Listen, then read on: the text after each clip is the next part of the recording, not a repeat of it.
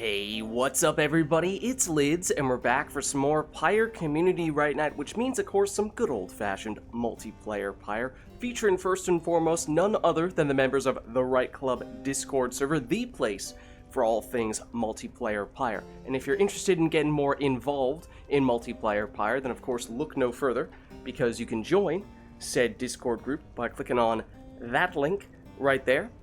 But those of you in chat, you are not off the hook. No, because you see the red circle with the white L below chat. You click on that and you'll find all the various requests you can make today, including things ranging from selecting players' exiles, masteries, songs, arenas, even Titan Stars are all fair game. So, without further ado, let's hop into versus mode here, set ourselves back to our defaults, but let us know if there's anyone who would like to jump in here to get things started, as I will hop into said Discord server.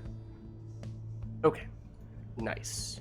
I suppose I'll get Steam friends up while I'm at it as well. Okay, I am now good to go. I thought I saw Lilac expressing interest in getting in here. Oh, let me unplug my controller. But yeah, I thought I saw Lilac expressing interest, so if you would like to get in here, you are certainly welcome to do so, and if anyone else would like to as well, then of course, just let me know. How's it going, Core? Pam, wave to you as well.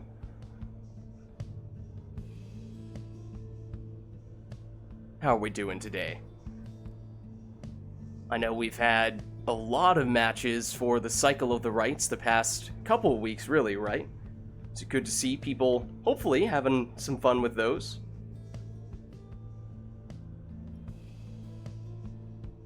And of course, that is a little more of a competitive approach, tournament that Core is running. But for today, keeping it a little more casual here, as there's nothing at stake. And this time around, of course, we have the option of making requests if there is anything people would like to see for this first match. Let us know. Okay, I take that to mean Lilac is good to get in here, so let me send you an invite. Should be on its way. Okay, nice.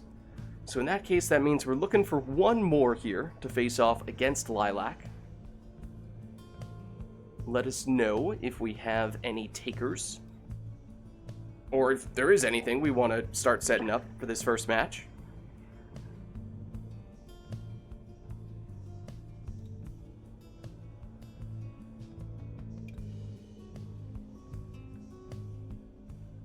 Core is willing to hop in if no one else is looking to join. Well, at the moment, Core, you are the only person laying claim to that second spot, so I think it is yours to take.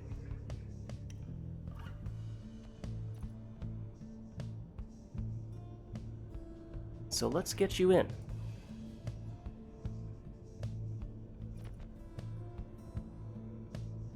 And then once we have you both... Oh, remind me, Lilac, I always forget. Are you on keyboard, mouse, or are you on controller?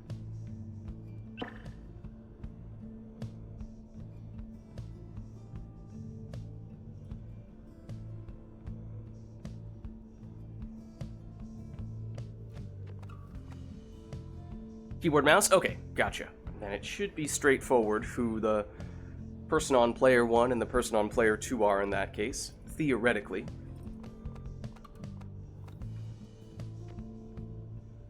Oh, and with that in mind, just take a second here. Let me give you controls.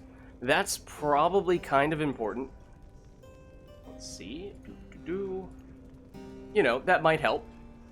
And then also, just double checking that these controls are what you would like them to be is also probably pretty important.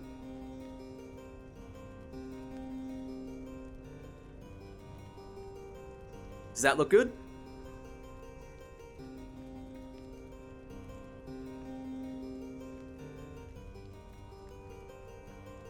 Looks good? Okay, awesome. Nice.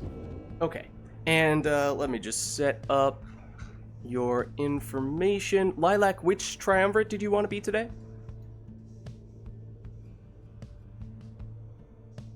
So I know Core set himself to Pyre Hearts.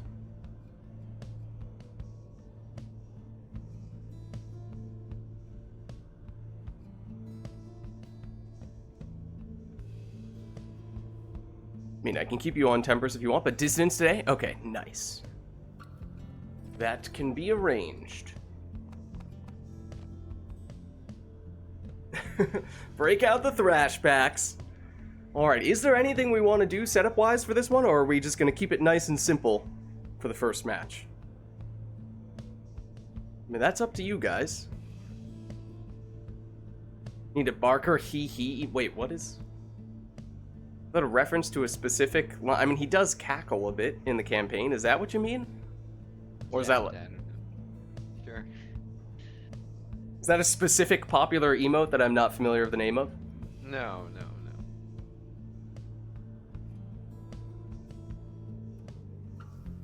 Alright, well, I think we're keeping it simple here. Not seeing any requests, so I think it's just up to you guys to take whatever you want here.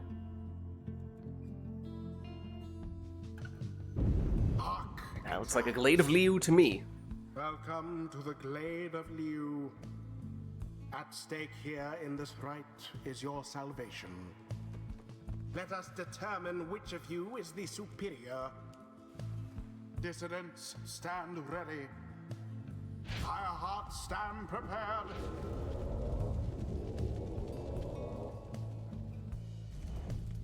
Who shall conduct the rites? Alright, so as I said, no requests here. Totally up to you guys to take whatever you want. And it is not often these days that we have people playing the Dissidents. The very early days, it was one of the more popular triumvirates, but not anymore, and I do really like the color scheme on their raiments.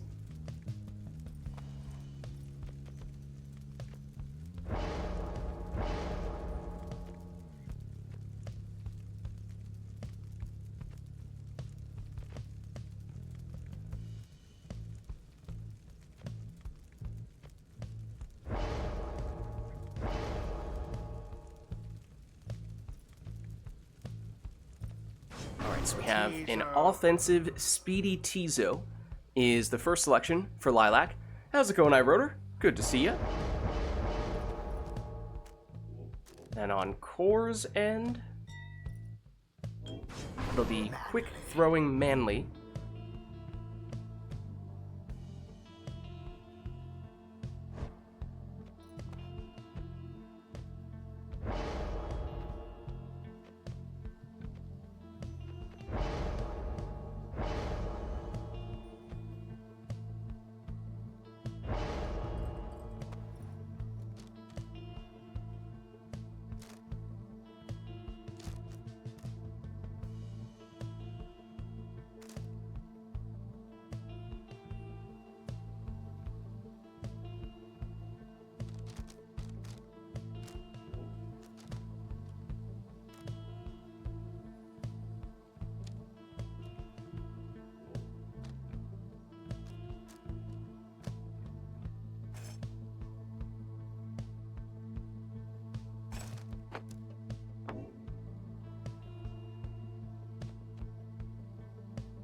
As we were just saying, of course, Lilac is using the Dissidents, and therefore we really had to see a Barker.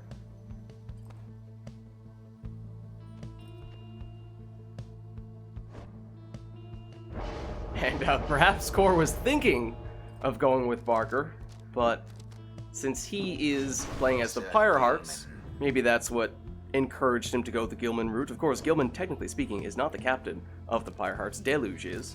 But, you know, sometimes we have heard, on occasion, some not so nice things being said about Deluge.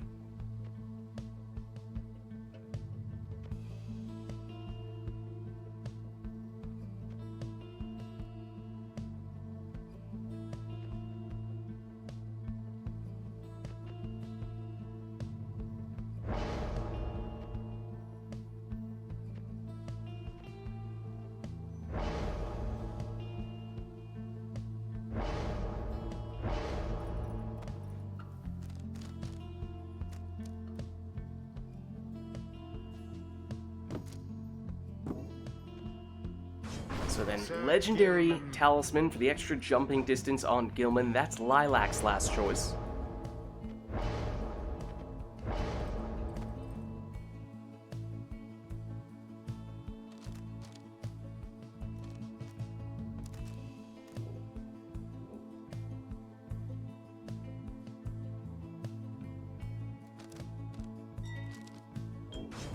But for Core, it'll be a Banishing Throws Snadra instead.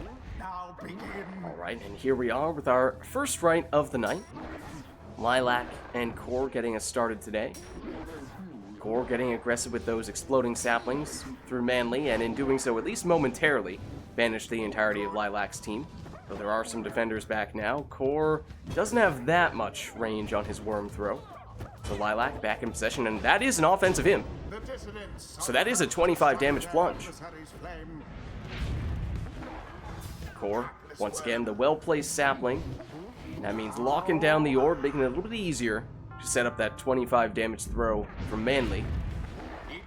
Core looking to do the same, but Lilac rushing to the orb, able to stop him from placing the sapling there. Oh, but the huge exploding sapling play there. Barker did come back, but from that range and with that quick of a throw, pretty tough to stop Manly on that occasion. Seemingly unfair. But Lilac does have several exiles who can come back quickly here. So Core tries to go the banishing route, but instead has to throw over the defenders and does get this 15 damage throw here. Lilac.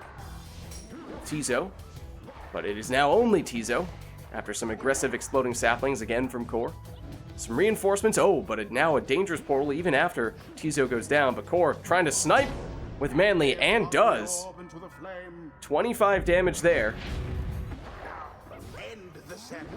And that means one score, potentially all that Core needs. Trying to make it easier on himself by getting rid of some of those defenders with more of those exploding saplings, but Lilac still with a couple defenders. Well, as soon as I say that, well, Tizo does return. Perhaps Lilac's best defender. Core coming in with the banishing throws on Snadra, does get rid of now the entirety of Lilac's team, but again, the quick return from Barker. Core. Once again through Snadra. Oh, Snadra the one doing the banishing. I'm a little surprised on that occasion. Orbit inadvertently hits Lilac's Pyre, bounces back out. Will Lilac have time to get a defender here? Yes! Barker sacrifices himself for the team. And then gets the orb back here, but runs out of stamina. Gilman makes his valiant return. Has infinite stamina for a little bit. Able to zoom past one of the defenders, but gets caught in the corner. Core loses Snadra. And Tizo again, able to get in. And again, that's 25 damage. That is significant. So now Core might need 2 scores, but for Lilac, or rather Core might just need 1, but Lilac only needs 2. Not that far away, but with that score, Core able to seal the deal. They do deserve their freedom, after all. GG. Thus end this night's proceedings. Well played, you two. Now let's head on back. Until the next rite. Alright, and let us know, chat, if there's anything we'd like to see for the next one. Because that was just all up to the players. We can, of course, continue to do that, if that is of interest, but we can also specify particular setups, if that is our preference.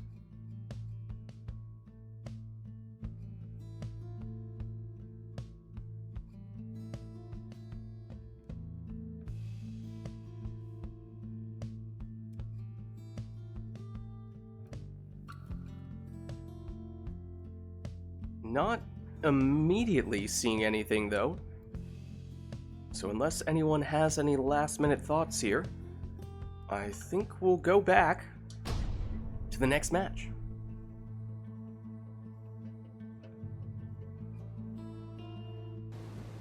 Oh, hold on. The dissidents. I heard the water, but it's the fall, The Pyres. not the boat.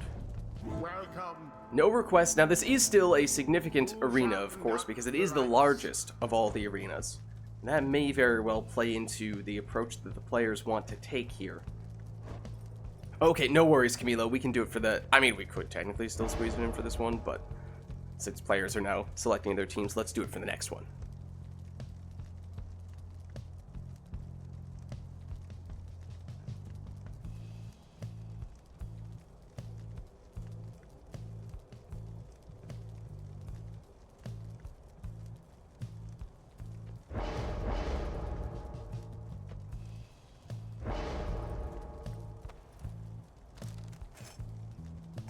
was gonna say.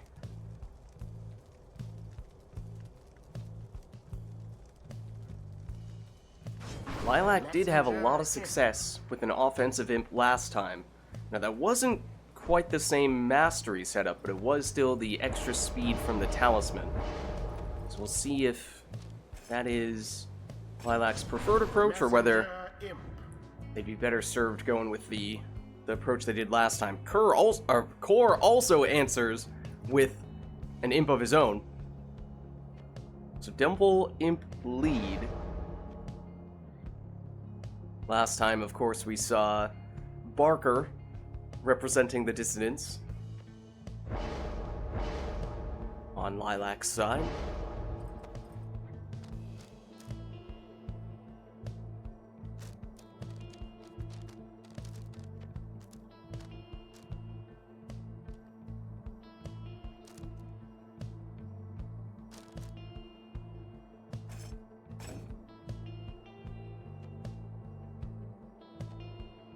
Somewhat similar idea here with Rookie, however, definitely different on the talisman side of things, going for the 20 rekindling, whereas I think we saw the Fang on Barker last go round. So I think overall, a little bit more of a defensive tone to Lilac's setup here, and then the most stylish man in the downside on Core's end.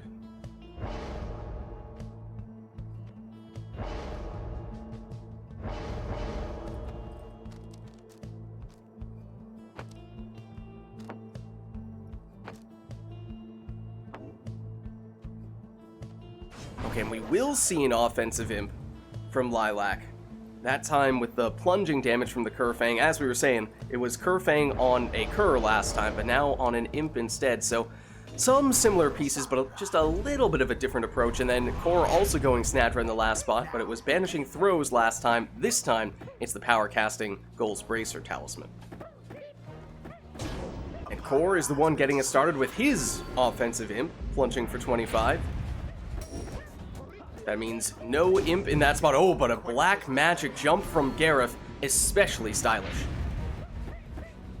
And with prayer beads, he is still in for this round. But it's back with messenger imp here. He loops around, hesitates, and might have been able to make it in there, but he who hesitates is banished. And Lilac caught next to the Pyre, not really where Rookie wanted to be, especially with a portal that did not really allow Lilac to escape very far. Now the portal location, of course, has changed, but Core's is right next to Lilac's Pyre. Imp versus Imp. Both Imps go down. Core breaks out the Savage Salute, but Gareth is banished, and that means everyone down on Core's end. Lilac's still at full strength, but only now moving into the attack with Messenger Imp, and Core able to chase down Messenger Imp through the portal. Throw intercepted. Rookie banished. Gareth banished. Now back with Messenger Imp for Lilac. Oh, and a lot of space here. So Lilac able to make it in. Now that is the 15 damage Imp, not the most in terms of damage, because Lilac did have the Fang on the other Imp. No mercy shown. Imp versus Imp once again, although this is once again not really where Lilac wants that exchange to be taking place, right in front of the Pyre. Throw, oh, Core doesn't even have time to get it off, and Lilac with the orb right on top of the portal entrance. It'd be a little hard to pick that up sometimes. Core does get it, and does throw it in. That's good for 20 damage, and that drops Lilac down to 15, but remember, Lilac did take Rekindling from a Talisman, and so we'll still see a second life bar. That means that Core would need at least 2 scores, even at this stage. Big power casts from Snadra. Clears out the entirety of Lilac's team. Rookie does come back, not quickly enough to stop the throw though. There is that aforementioned Rekindling. But now at this point, that means Lilac is at risk. Lilac gets the orb back, but cannot escape. Does get some imps back defensively. Now Rookie. But once again, lots of things happening right in front of Lilac's Pyre. Oh, but Snadra's throw is cut short, And that is the difference between being the deciding score and Lilac holding on with just 3 Pyre life. So for Lilac, there is still a chance. Now, I believe Core did get some leeching from some of those Snadra scores, and therefore Core is back up at 100, and everyone down on Lilac's team, except Rookie comes back in time to intercept the throw, and he's off to the races, but he runs out of stamina, can't jump over the defender. Snadra down. Now Messenger Imp's turn. Core trying to get rid of the other members of Lilac's team. Messenger Imp, though, still has it, and nearly flew it in there. Has a dangerous portal, but Core is back in possession, and he has a relatively dangerous portal as well. Or two-pronged approach, Snadra on one side, and she removes the entirety of Lilac's team, and then gets the winning throw. The Pyre heart prevailed. GG. It was as though the scribes themselves stood by Game. their side. Well played. The ceremony is complete. All right. Well played, you two. Let's head on back. Until the next rite. And let us know, chat, if there's anything we'd like to see for the next one. We did have Camilo's song request. We'll do that for this one, for Knights of the Sea. But Core will then put us at the nest for the arena. So the song is about the sea. The arena is about pools of lava. Is there anything else we'd like to add?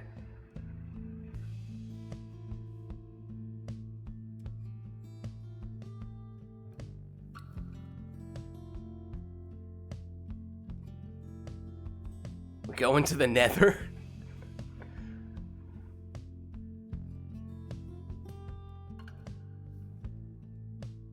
Some talk of harps, potentially. I mean, if you'd like to lock it in and confirm that that is something that you want the players to do, then make sure to cash it in as an official, formal request.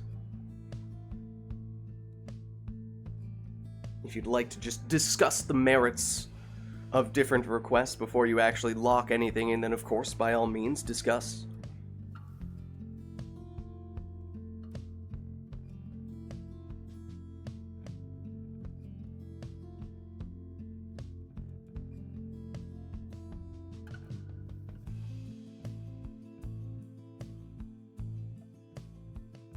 Okay, but not seeing anything else here. So let's jump in. We've had some discussion of harps, so if the players want to take harps, you are of course welcome to do so. The dissidents. It is fitting, I suppose, for this arena, of course. The Pyre hearts. Welcome. Who shall conduct the rites?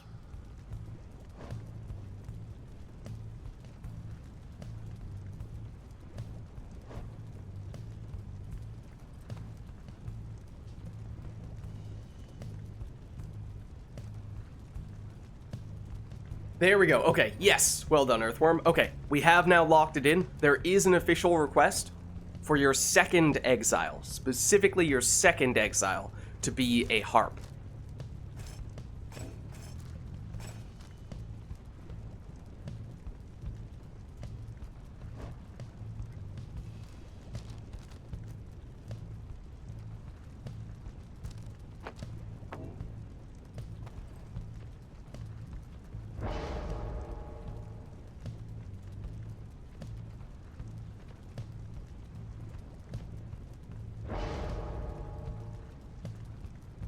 Have we seen much of the harps yet today? Of course, still early in the night, but has either player taken a harp yet?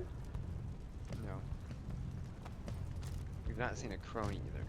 Yeah, it's been very... Yeah, both players have taken very similar teams. It's been only 2 rites. Yeah, well, I mean, we saw Lilac with a very Cur and Imp-centric composition for both those matches. I think similar setup between the two teams that Core has run as well. Sir Gilman. Ultimately, it's plunging damage on Gilman for Lilac.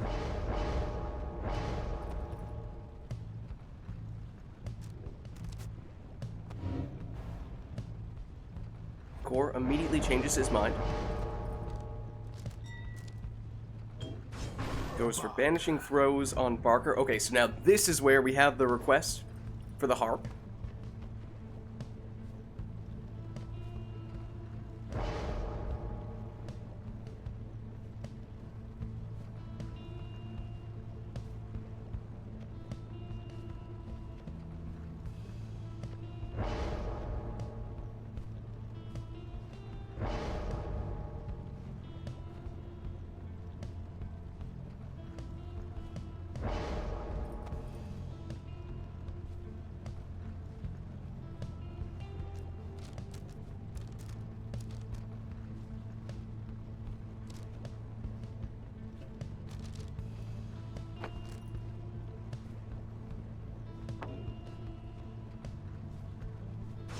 Lilac will go Luminous Idol on Pamitha for the harp selection.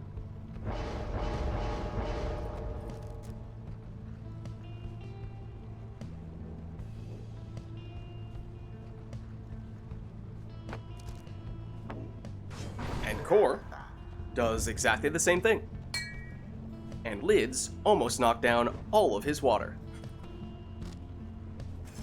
Nearly a disaster, but crisis avoided.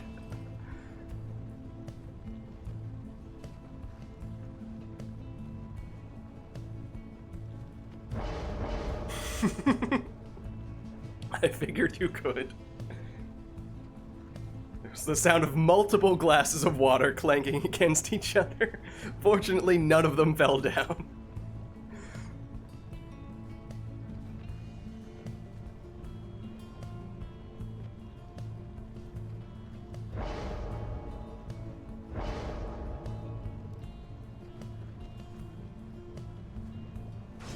Alright, and it's a speedy Jodariel in the last spot for Lilac.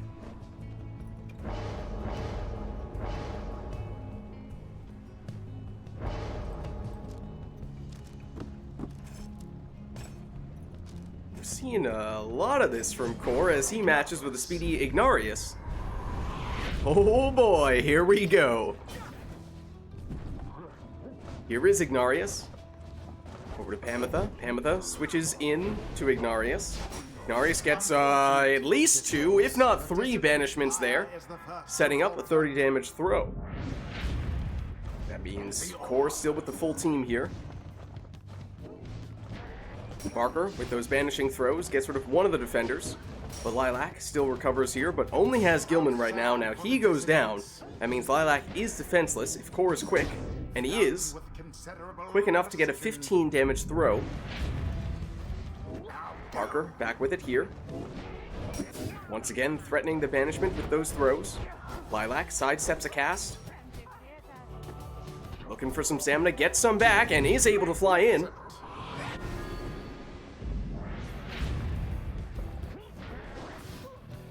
Barker this time goes the casting route and then follows up with the throwing approach. But Gilman valiantly returns. Of course, the challenge now for Lilac is no Pamitha after she plunged. Jody does return. She'll face off against Barker here. But Barker, threatening to banish with the throw, loops around. But he is banished. Jody to Gilman. Jody down, that means just Gilman, but it does give him infinite stamina. But he is still stopped. And Core, with Barker, will get another 15 damage throw.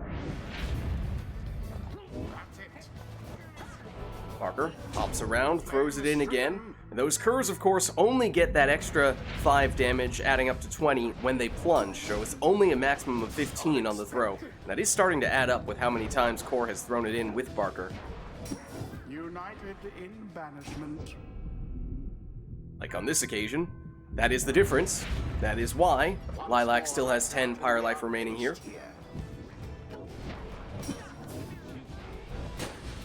Lilac, back with Pamitha. Blocked. Oh, and lands in the lava. Fortunately for Lilac, that means a quicker return and is able to get Pamitha back just in time to sacrifice herself to stop that score, and Gilman nearly able to speed in. But now, Core lumbers forward with Ignarius.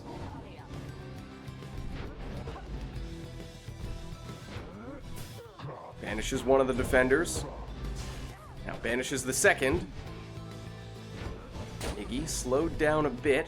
That at least buys a little bit of time for Lilac to get another defender back, but then Gilman goes down, but now Pamitha returns. Also, both players seem to have forgotten there is this thing called the Orb. It does exist. In fact, it is rather critical to the success of either player's team. Oh, Core knocks back the defenders and has enough time to throw it in for the win. And what a crushing victory it was. GG. Good game. Thus end this night's proceedings. Well played, you two. Alright, now let's head on back. Until the stars align. I thought that orb was a myth. Well, perhaps we now need to consider that myth busted. It is real. That match was Knights of the Sea, Nest of Triesta, and Harp in the second spot, so several requests that went into that one. Let us know if there is anything we'd like to see for the next one as well, or if we'd like to go back to letting the players take whatever they want.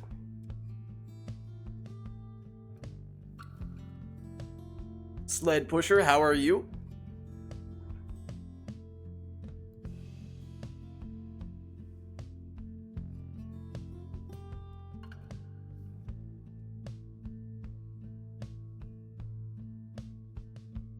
Not immediately seeing any requests for the next one. Oh wait, what am I saying? How did that one sneak past me? I see what you did there, Lilac. I understand now. Okay. It was a little slow. I was a little slow to pick that one up. A sneaky boat. It did sneak past me at first. Alright, well we do have a boat request though. So there is at least that. Let us know if there's anything we'd like to add on top of that.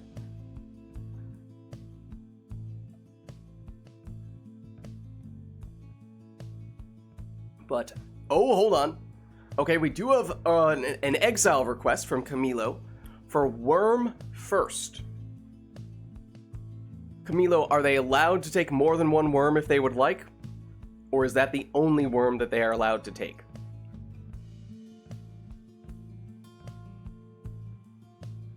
Yes, they can. Okay, so at least one worm in the first spot. If you want to take additional worms, that's up to you. Okay, let us know if there's anything else. Otherwise, it looks like we have a few things here prepared for our next match. The talisman for the first worm is Flame Leech. Okay, so that worm has a pretty specific setup. Flame Leech on a worm in the first spot. So, I mean, technically, there aren't any restrictions on Orlek for just a standard RITE Night. For actual tournament play, he's banned altogether. But, you know, with nothing at stake for these just normal RITE Night matches, technically you can take Orlek if you'd like. He's generally fallen out of favor. I think, you know, in large part because he has been banned for competitive play, but it's not strictly forbidden to take Orlek in a RITE Night. Just less common.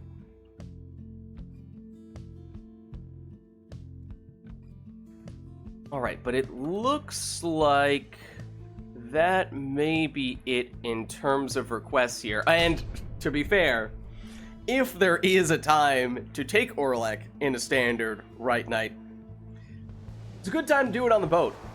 The dissidents shall now face the Pyre. Boat is certainly a decent place to break him out. Now remember, we do have a worm request, and that worm must have the Flame Leech Talisman near the top right corner. Yeah, that one right there. That must be your first selection. That's true. Well, to a certain extent. Of course, we do see Orlek pop up in Customize Off, but one of the things that makes Orlek so good is that he has some really good stats, especially for, well, the combination of huge aura size and speed from a demon is pretty incredible. But that one hope is, of course, a huge handicap. Typically, when he was more of a mainstay in people's teams, the whole team would be centered around Orlek, and the players would design the rest of the team to bring Orlek back from banishment to make up for him having just one hope. In Customize Off, of course, you don't have any control over that. So you might get stuck with a team that has no way to bring him back any sooner. Then if he does go down, it means you're waiting that full 30 seconds, and that is painful. So he is at least a little balanced by his one hope. One of the main reasons why he is so strong is because there are numerous ways to make up for that. And that's why, at least for our first tournament, we had not banned Orlek altogether. We had just banned specific setups for Orlek, but ultimately we said, alright, we'll keep it simple. We'll just get rid of him altogether. But that's why it's not necessarily a clear and obvious advantage to have Orlek in Customize Off matches. Usually he's good, but it does oftentimes still come at that cost of having just one hope. Of course, occasionally he'll get talismans, random talismans that increase that hope. But it is Orlek in the second spot for Lilac. We did say, if you want to take additional worms, you are allowed to. Camilo confirmed, and Core does just that, with an exploding deluge.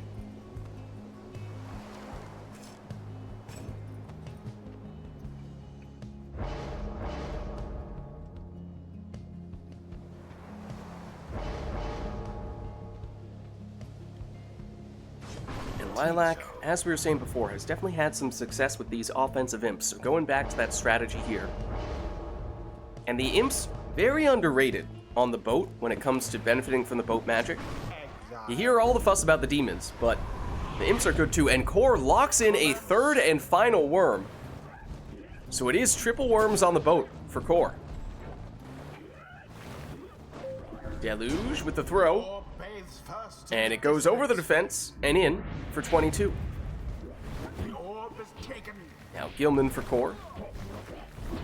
His throw with this one, now just for 15 damage. Zippy Tizo indeed. Gilman banished. Each team without their Gilman. Deluge explodes though.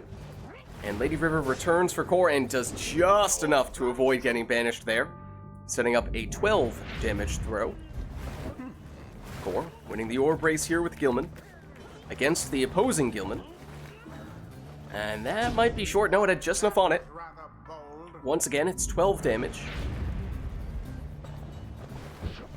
Orlek moving in. Oh, he just barely catches the edge of that cast. And now Lilac has that painful 30-second wait. No sign of the dissidents for now. So this is the cost of Orlek, is it is much more likely to find yourself in the situation where you do not have anyone back defensively.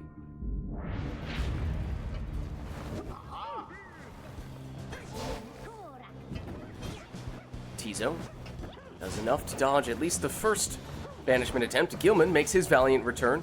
Does have a portal Lilac can use,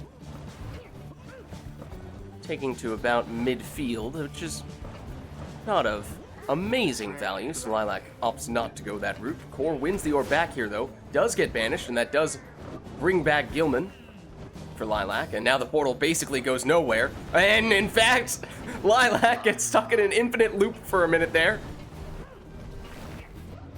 Can Lilac make it around the portals? Yes. Just barely. Just barely. There's Orlek. And there's the boat magic, propelling Lilac to a 25 damage plunge. Core with the throw. Oh, but has the Flame Leech, which does now take effect, giving Core back a little bit of extra Pyre life, and one more score now for Core, potentially all he would need. Pondering what direction he wanted to go in, but Lilac said enough of that nonsense. Except everyone down on Lilac's side. Gilman does make his valiant return again, which is at least one way to mitigate the Orlek risk to a certain extent. Gilman down here, that leaves just Tizo. Deluge explodes, but here is once again that valiant return. Core's throw is enough to take the win.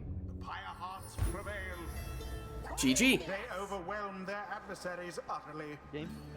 Well played, you two. The rite is ended. I'll do one or two more and then someone else will get Okay. in. Just, yeah, No worries.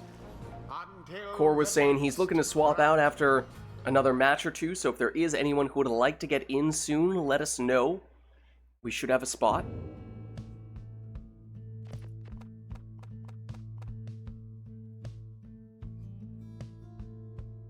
Wisty is interested, as is Camilo. Okay. Yeah, we could always, we could potentially do a double switch, if that works for you, Lilac. We do one or two more matches with you two here, and then we'll get Wisty and Camilo in after that. How does that sound? Sounds good? Alright, awesome. Okay, so if there is anything else we would still like to see between Lilac and Core, then definitely let us know, as we will be swapping those two out relatively soon.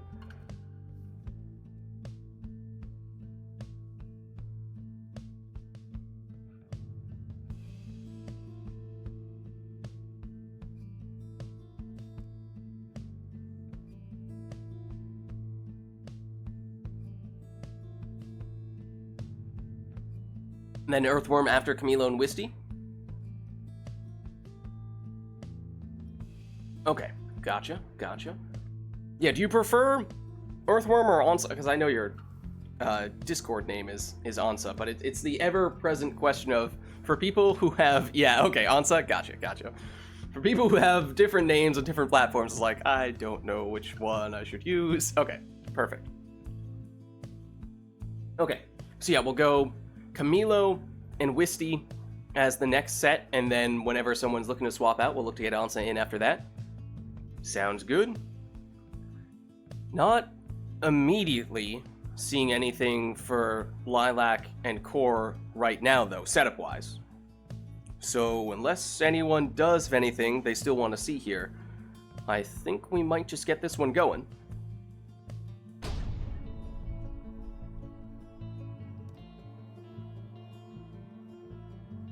Oh, wait! There's always time for that. There's always time for that. Camilo comes in with the customized off. Randomized exiles, masteries, and talismans. Won't even get to see what those things are in advance. Just gonna get thrown straight into the action. You love to see it.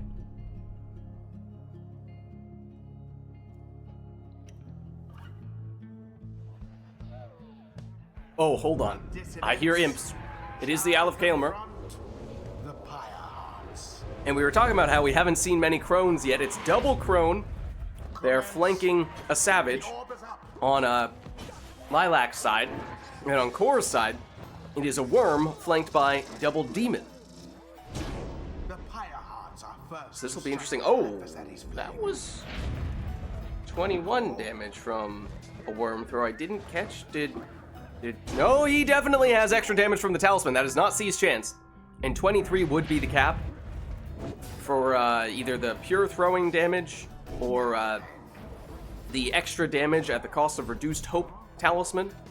Core checking for the Brazen Manners. Doesn't look like he had it on either of his demons, though. Old Dalbert's son went poof.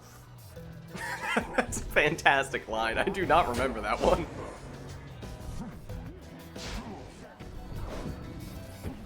Fight for the orb here.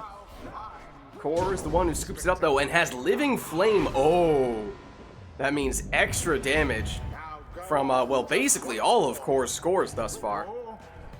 Been very fortunate with those talismans.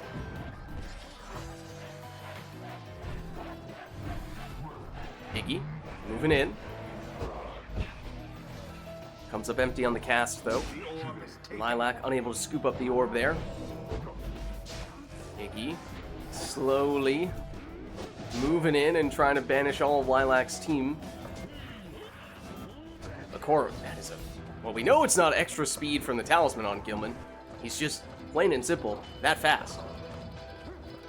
Quite the close call there, no? Palmer for Lilac. But Iggy able to cut him off. Lilac into defensive position with double crone here. Of course, Core's without Vizbleth after that plunge. So seeing a lot more Iggy in this round, but that is the type of cast Core was looking for. And one score, presumably, all that Core would need. And there it is. The Pyre Hearts prevail. GG. They vastly outperformed their adversaries. The rite is complete. Okay. So, what do we say we do one more here between Lilac and Core, and then we'll do that switch to Wisty and Camilo? Sounds good? In that case, we can say definitively, this is the last chance. If there is anything you still want to see between these two, this is the last opportunity to do it. We will swap these two out.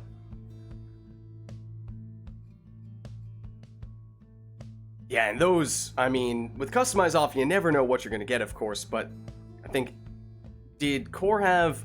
Core had extra damage on all but one score, I think. Alright, Lilac says we're going back to the boat. And then Ansa says, no worms for Core. Core is displeased.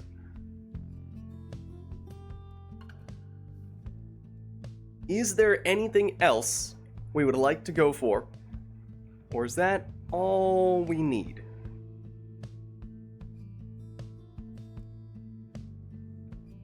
No worms for you. I did not even realize there was a worm emote. This is for your own good, we swear. Alright, why don't we get this one started then? We having an intervention for Core? The dissidents shall now face the Pyre Hearts. Welcome. All right. Who shall conduct the rites? So, Lilac, you can take whatever you want. That no worm request is specifically directed at Core. So, I mean, if you want to rub it in, you could take some additional worms here.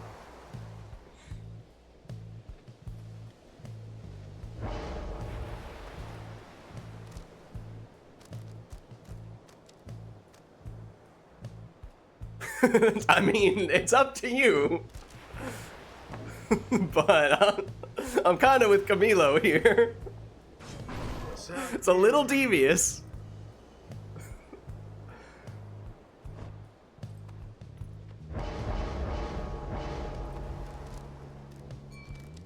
Alright, so in that case, Core breaks out the canned Singularity Stowaway.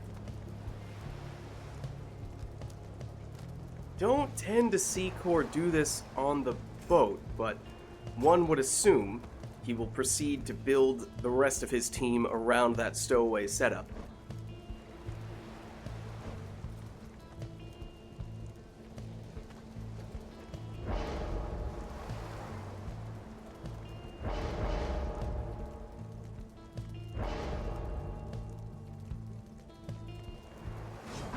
And now rekindling on the stowaway for Lilac.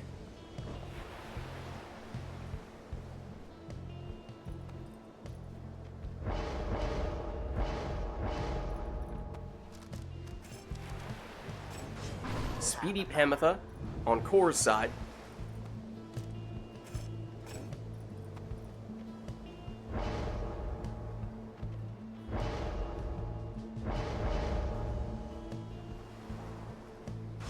Speedy Tizo with the extra damage will be Lilac's last choice.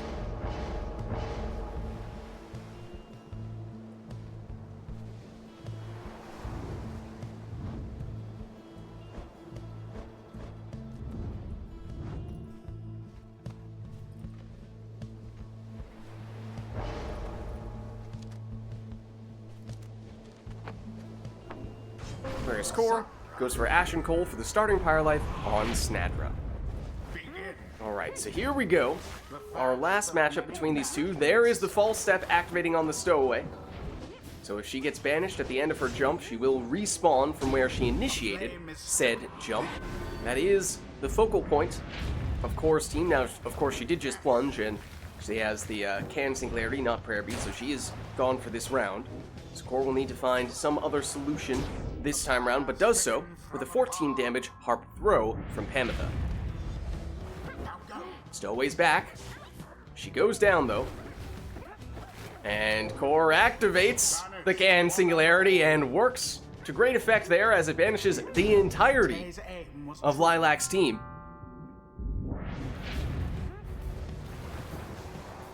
I mean, we might have poked the metaphorical bear by disallowing Core from using worms. Also, Core is going all in on the black magic Stowaway jumps. The extra assistance from the boat magic. Oh, and look at that from Lilac. Well done, going all the way around and ultimately in for the extra damage on that worm plunge. There is Stowaway getting brought back, activating the Can Singularity. Oh, and Lilac nearly able to sneak in there with Tizo. Lilac defenseless, at least until Tizo makes his return. Here he is, and he is quick enough to make 2 banishments, in fact. And now it's a race between Tizo and Snadra. Tizo wins that race, and so he'll plunge for 25. What's up, Wheatleys? How's it going? Gilman. He goes down. Now, Pamitha for Core brings back the Stowaway. Here is the Stowaway, and deliberately activates the Can Singularity false step setup. And that sets up the 20 damage throw.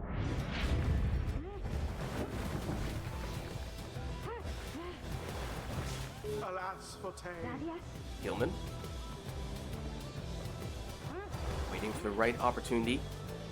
Lilac scanning the field.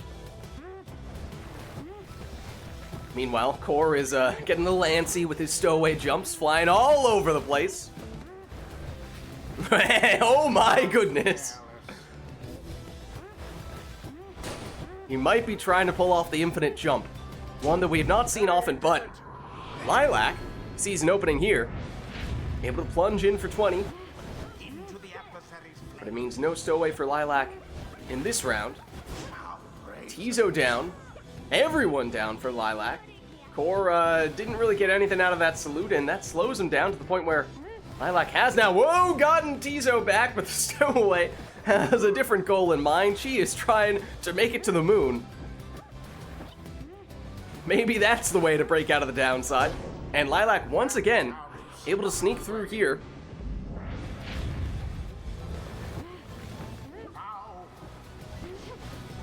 Gilman nearly threading the needle there, but Snadra, quick enough, close the gap.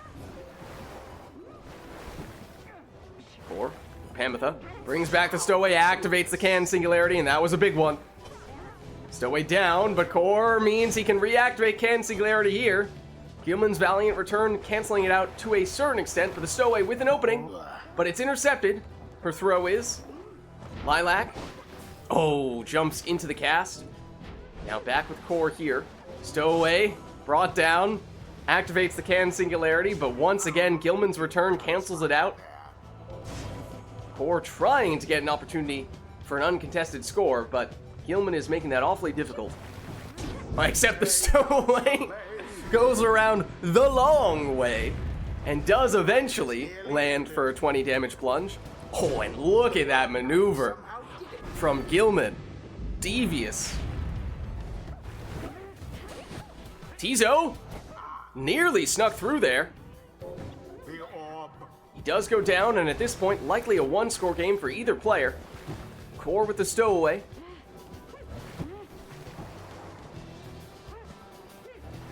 trying to set up a dramatic score with a super jump and nearly did. But Lilac was ready. Lilac gets the stamina back on. Tizo has the speed It is done. to get the winning plunge. Or Very you good could game, say Zachary. they managed GG. to avoid defeat. The right is done. Well played, you two. All right, and let's head on back. Until the stars align.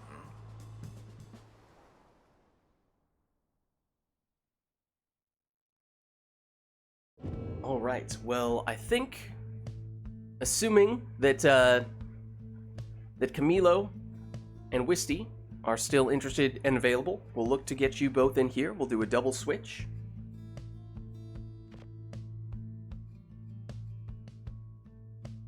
Works for Camilo. Camilo is very enthusiastic about this. And Wisty maybe a little less so. In fact, enough so that, yeah, the last letter is not really necessary.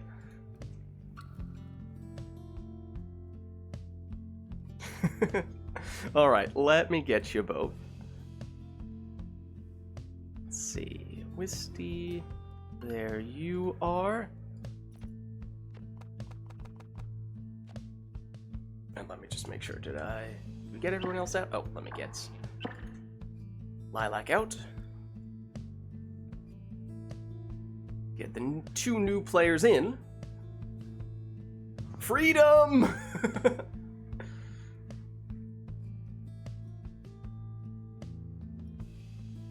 And Camilo, what are we thinking?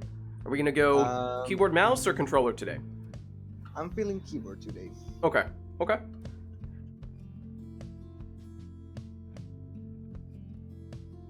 Let's double check for you.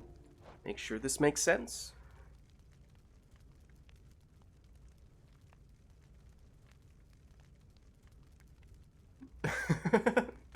Ansa is, well, I don't want to say threatening, but, posing the question of whether to do some interesting requests here.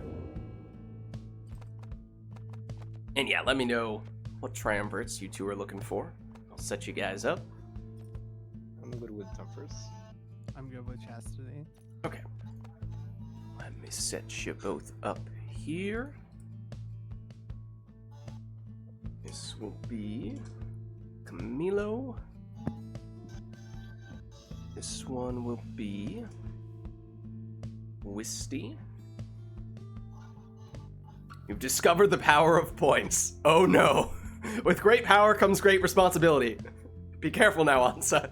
No, she's corrupting. Okay, let me change your triumvirate sigils while I'm at it. Oh my arm. Ooh, you okay? Then that sounded like I don't know what that was, but I'm alright. Inflate the economy. Oh no. look out! The power may or may not be going to Ansa's head.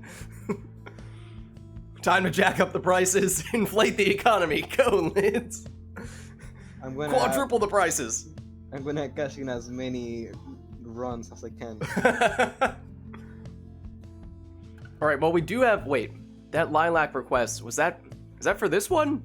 Was that from the? Yeah. That is for this Yeah. one. No. Triple the price preference. So customize off is the way we will be warming up here. Was there anything else? I mean, we could still do an arena. We could still do a song. Okay, we do have a song. Dirty Deal. And Core is putting us at the Ridge. All right, then. That covers basically everything. So if you two are ready to jump straight into a customize off match, well, now's the time to get started. The rage. The Tempers versus the Chastity. Okay, let's see. Whoa, it's we're getting a lot of these double exiles on either side for the customized off matches. And in fact, that's not any normal demon, that's Orlek, and he just plunged for 25 for Camilo. So it's Orlek, a quote-unquote normal demon, and Tizo, the imp. Then it is, on Wisty's side, a worm, a cur, and an imp. The demon's aim. Camilo now with time to throw for 30. And Wisty had extra starting Pyre. Oh, well, so does Camilo. In Camilo's case, it's from the double demons, both with that mastery on the right side. So it tells us he definitely doesn't have Celestial Spike on either demon. On Wisty's end, it must have been coming from a talisman. The orb sails forth into the flame. As this time, Camilo throws in for 18. Yeah, right, it's almost double health for Camilo. That was Iggy down. Here comes Orlek. He knocks back the defenders, and he throws it in for 12. Oh, and Black Hoof on Tizo. Okay, maybe that makes up a little bit for having Orlek. But Camilo did set up a dangerous portal, but Wisty will reset that after this plunge.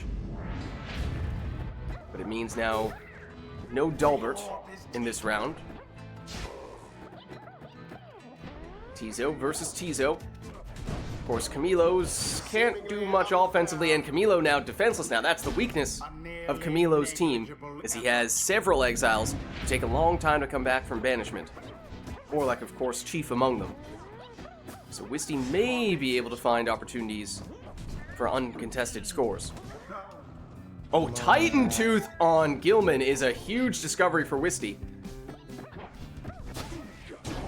Except Camilo had the portal ready to go. Went straight through it and set up a 30 damage finger guns plunge from Iggy. Now the challenging thing after plunging with Iggy for Camilo is there's really only one exile who can score for Camilo, but there he is. GG. GG. Their adversaries must be crying tears of shame. Well played, you two. The rite is ended. Alright, now let's head on back Until the next rite. and let us know, chat, if there's anything we want to see for the next one. Now, wasn't it Camilo who, weren't you saying earlier in chat how Orlek is basically the best possible outcome for a customized off match, and then we immediately do a customized off match and you get him? Perfectly aligned. It was the will of the scribes. Mm-hmm. You said it. Hey, Nor, how's it going? Perfectly balanced as all things should be.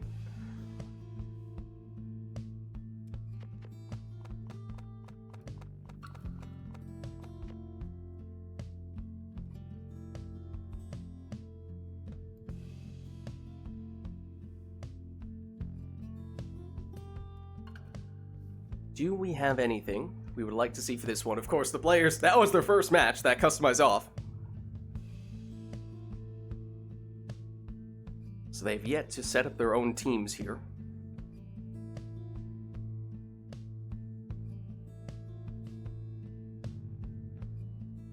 And I'm not immediately seeing any requests, so it looks like we might do just that. Give the players the option of going in whatever direction they'd like here. The tempers shall confront. We'll be at the book. Chastity. Welcome. Who shall conduct the rites? Camilo, starting in style with Gareth.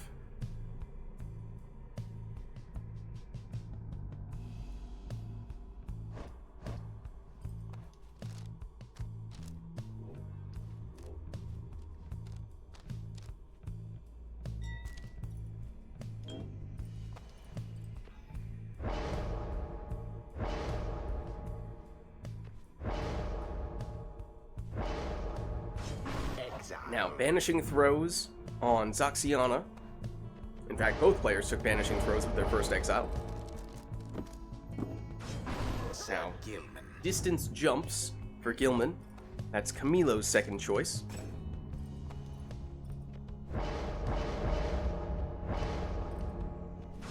Prayer Beads Bertrude for Wisty.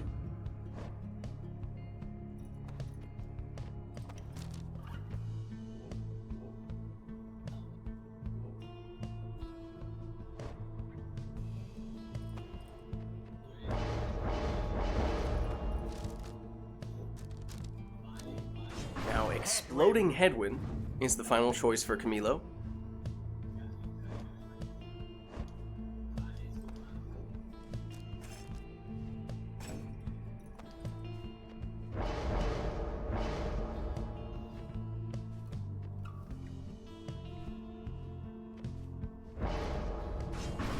Web Lanthorn Raji is the last choice for Wisty.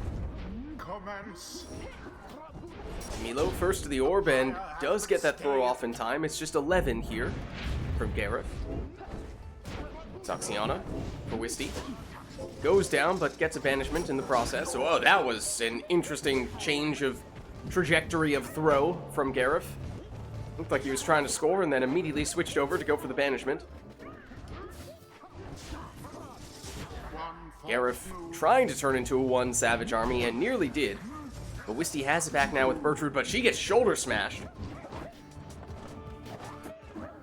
Now, a 13 damage worm throw from Gilman. And that Savage salute went from Gareth, gets rid of the entirety of Wisty's team. Now Gareth had to sacrifice himself to do it, but he gets brought back. And only just that he is the one to benefit from creating that opportunity. But he goes down here. Wisty switches in to Bertrude, but Bertrude goes down. Gareth again gets pushed, but only closer to the Pyre. So his throw is still on the mark here. Gareth again. He's sharpshooting now. Sharpshooting now. He tried to say.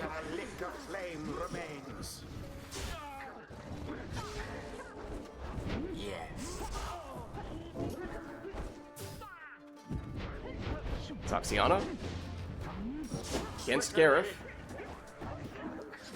Camilo's throw is short. Wisty recovers. Raji banishes a whole lot of people, but then does eventually go down, as does Bertrude. Oh, big plays from Zoxiana, though. And Zoxiana is the one to capitalize. Plunging for 20 here. Bertrude, first to the orb. And tries to tiptoe around Headwind, what with his shoulder smash. Have to be careful, and I honestly did not even see Gareth come back from banishment there. And he gets the throw off, but he had to cut it a little bit short, and in doing so, means Wisty still holding on, and Wisty has time to plunge here. I believe that Bertrude had prayer beads, right?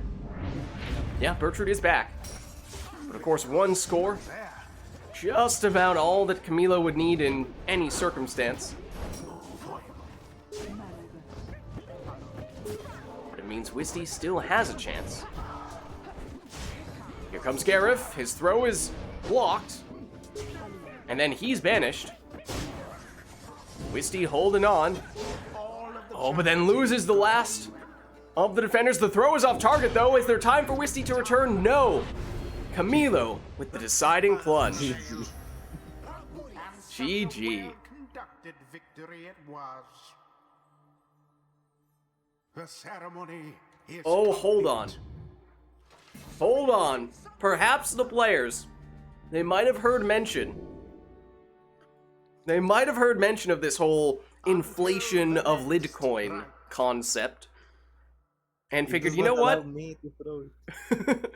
Maybe it's best to spend these things before prices go up. Or at least that's what the people say. Once. I have no idea what this does. I just got a proud saying I could do it. Let me tell you, Even better. do it once. Even better. Hold on just a second. Hold on just a second. Because, you know, this really isn't Wisty playing as player 2 right now. Let's be honest with ourselves. It's really more like Falcon Ron. I can feel it. Alright, well, I mean, that Falcon Ron trumps all. So, no other requests for this. Well, I mean, I suppose if we wanted to do an arena or a song That would be fine. I wish I could do it.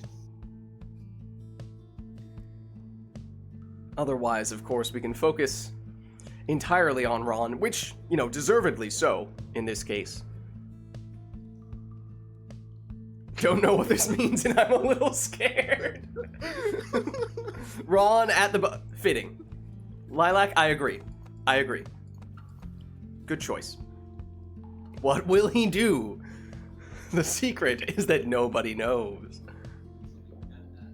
Alright, well, only time will tell. Yes, the boat. Alright, let's do it. Let's do it. What does Falcon Ron do, they ask? Well, perhaps we shall see. The More than one could Templars imagine. shall take on the chastity. Welcome. Who shall conduct the rites? Well, I mean, obviously Falcon Ron will conduct the rites. We know that much.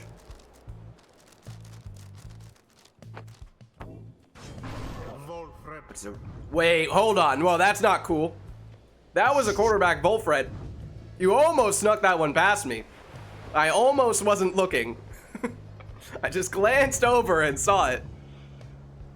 You weren't supposed to know. Not okay. Not okay.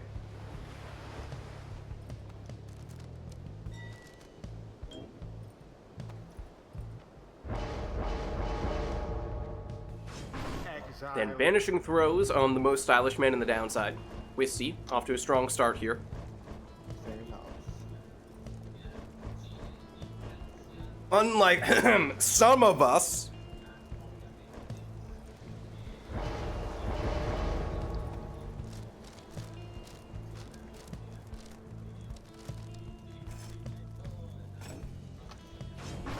As Pamitha, the extra speed is Camilo's second choice.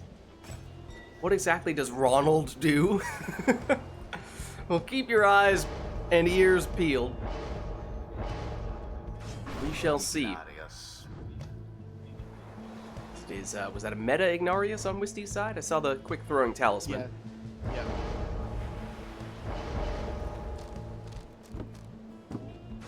And Thorned Knot on Manly.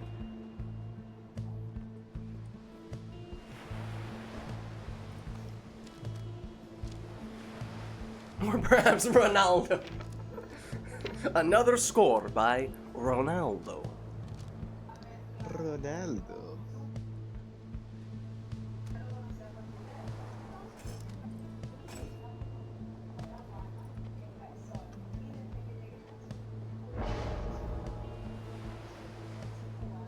Well, don't let anyone from Portugal hear you say that. Or Brazil, for that matter.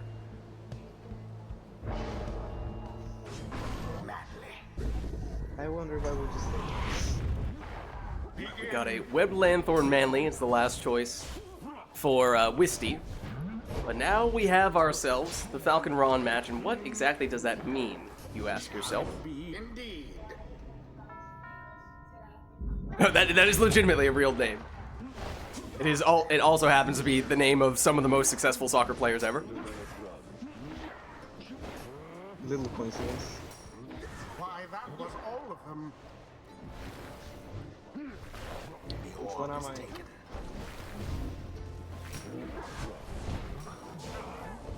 Wisty, with Iggy, goes down though. What is going on? Gareth, his throw, oh no, he still has it. Camilo, with Volfred, ew, gross. Is anybody else connected? The wings have served. Pamitha getting the plunge here for 20 for Camilo. Someone in your So friend group confused. What offered does the idea Ryan of do? Pyre movie, but everyone is voiced by Chris Pratt. And I really don't know. United in banishment. Dude, why is this going? Well, now that That's weird. It's almost like Volfred knows he's not supposed to be a quarterback. You wouldn't do this. I know it. It's almost like Camilo's Volfred setup is cursed.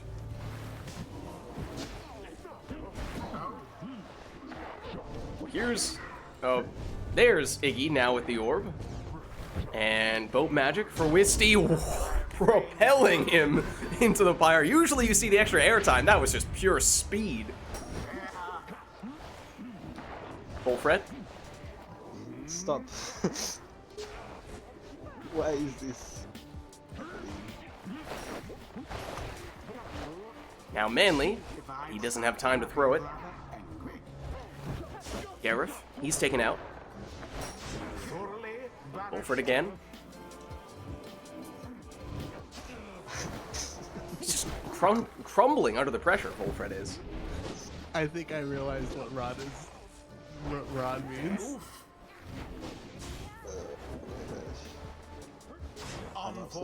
Oh, the numbing gust combined with the orb being in the sapling radius for Camilo. No. Gareth gets pushed by the defender, nearly helping Wisty get in with Gareth there. Throw, it does go in. It's 25.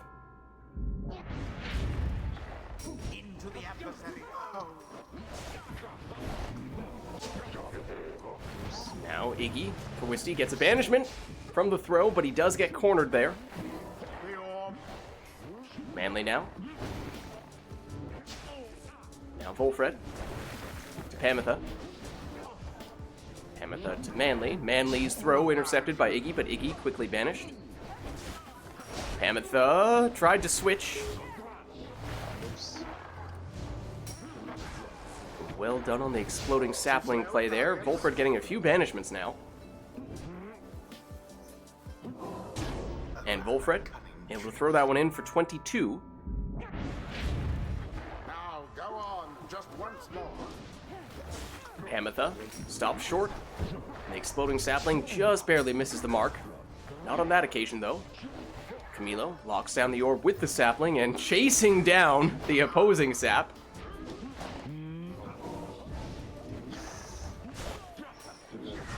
Volfred again with the exploding sapling play.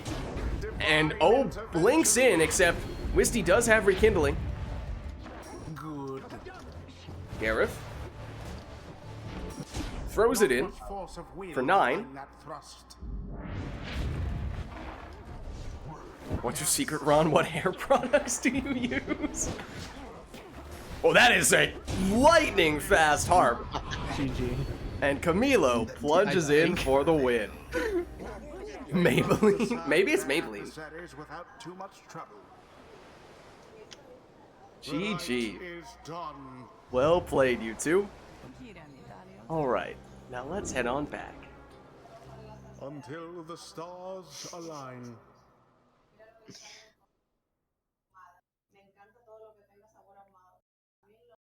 Alright.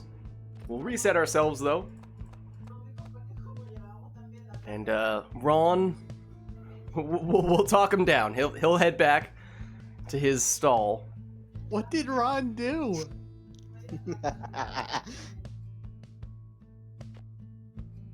Goodbye, Ron. It's all Thank you part for of your the time. magic. What did he do? He didn't help for sure. He did not help. He definitely did not help you.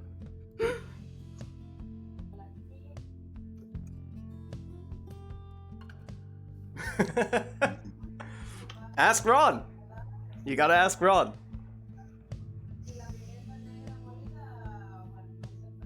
Only he himself knows what he's doing. Exactly. Well, let us know, chat, if there's anything else we'd like to see for the next one.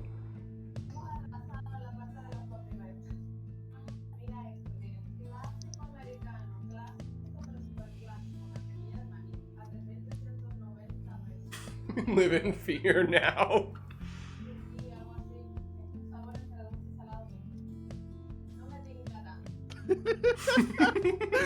I mean, that's kind of the whole point. He is Falcon Ron. Is he not an agent of chaos? He's danger himself.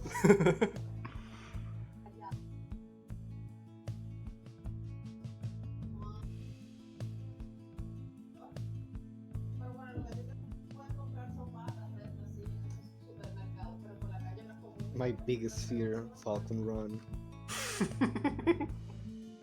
As it should be. The only reason the Nightwings have had any success in the rites is because Falcon Ron has not participated. Because everyone knows the minute Falcon Ron sets foot in any of the arenas, everyone else is doomed. The 9th class. Honestly, at one point in time, we had someone who was pretty aggressive with making some more experimental mods and was making a few different new characters and abilities. And I made it well known that I had a lot of interest in having a Falcon Ron character. So there was some progress made on making a playable Falcon Ron, but you would have to ask them for any of the details.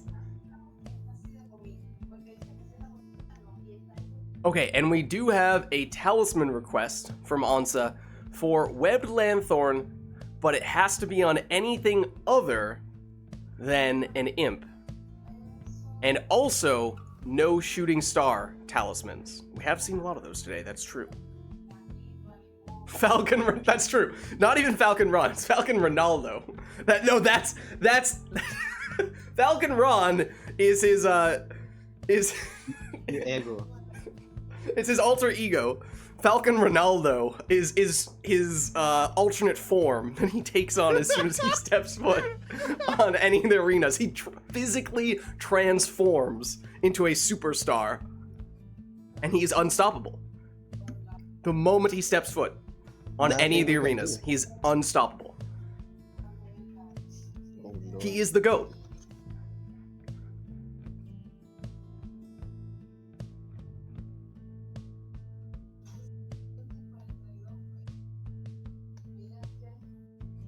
Alright, do we have anything other than those talisman requests? It doesn't look like it. It's his scribe name. Yeah, Falcon Ron is actually a scribe. If you didn't know, actually. I mean, I should say Falcon Ronaldo is a The scribe. Tempers shall take on the chastity. Welcome. Okay, so remember, Web Lanthorn on anything other than an imp, and then no shooting stars allowed. The Banishing Throw talisman. He's the secret 9th scribe that has been pulling the strings the entire time. I see it. That's what you mean. Wait, there's no shooting star! What? Oh, sorry, my brain did not work. It's the first talisman you take! Come on, man! My bad. I was in automatic mode. He was all concerned, thinking too much about Falcon Ronaldo. He was all distracted. Versus the I think it's chastity. justifiable.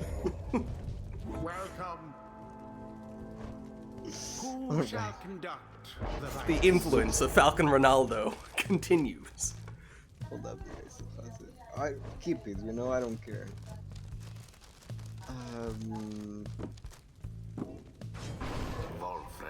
Right, there is no ignoring Falcon Ronaldo.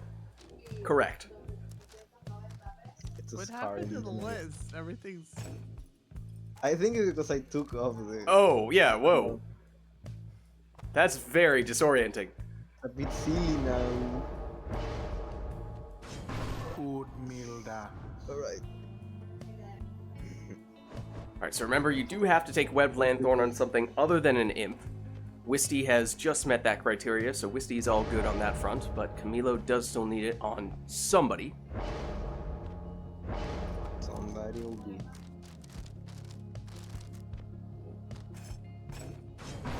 And that somebody will be Ignarius. This is really throwing me off here as well. It's messing with my head.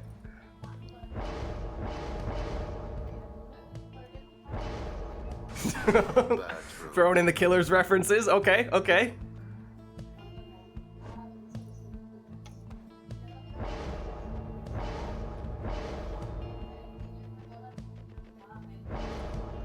That's a bad idea. That's a bad idea. That's a bad idea.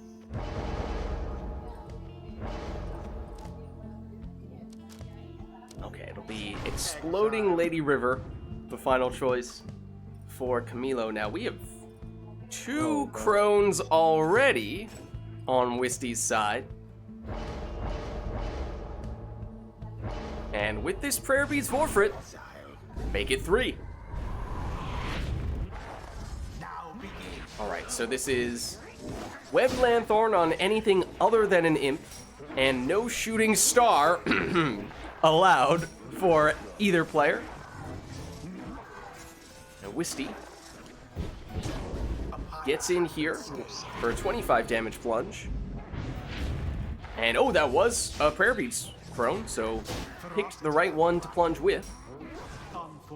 But the crones do have a surprisingly low hope score, and that means if they all go down, Wisty could find more situations like that popping up where there was no one back defensively. That is a risk Wisty will have to manage. Forfeit. Slowing things down a little bit, making sure more reinforcements come in, but then both the crones go down. And that means time now, once again, for Camilo to throw this one in, now for 30 damage. How very fortunate for the Tempers.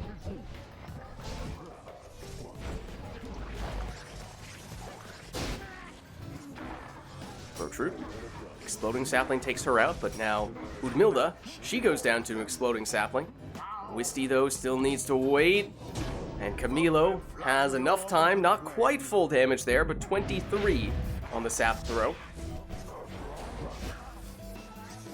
It does, however, mean that all but Lady River would have enough damage from Camilo. That orb is stuck in the corner. It is there somewhere.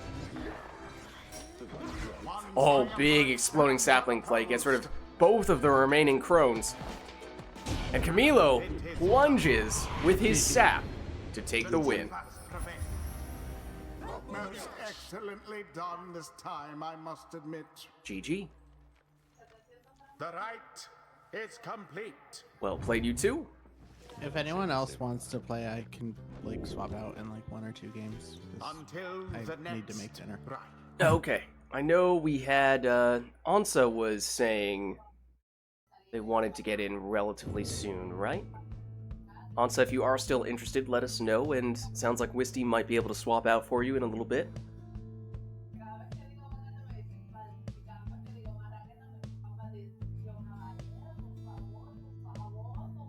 Yeah, and we don't have to do it immediately. That way we can still get 1 or 2 more matches in between Camilo and Wisty. So if you have a request for this one, then by all means.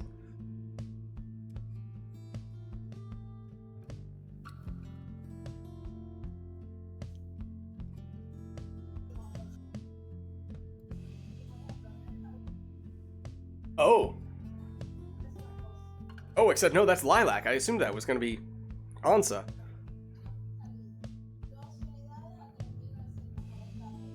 Okay, now technically Lilac has now beaten you to the punch here.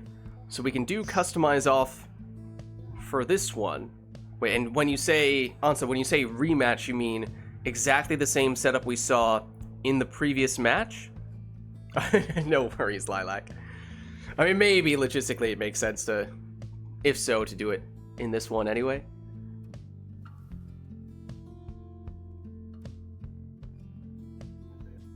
Okay, now I'm confused. Now I don't know what you mean. Against me? Excuse me? Oh! I see. So, just to fill in the gaps here, Ansa and I were playing in the Cycle of the Rites this past week. That's what you mean. Okay, I assumed you meant a rematch between Camilo and Wisty, basically recreating the match that we just saw. Okay. I understand. Okay, So yeah, in that case, I mean, we could potentially do a double switch, if you would like.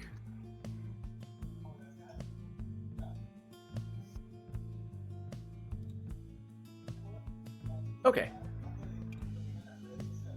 But at least for now, it looks like we have at least 1 or 2 more matches between Camilo and Wisty, and this next one, at least, will be customized off. So randomized Exiles, Masteries, and Talismans, once again. And we will see what we end up with, because Camilo last time got what he said was basically his ideal exile.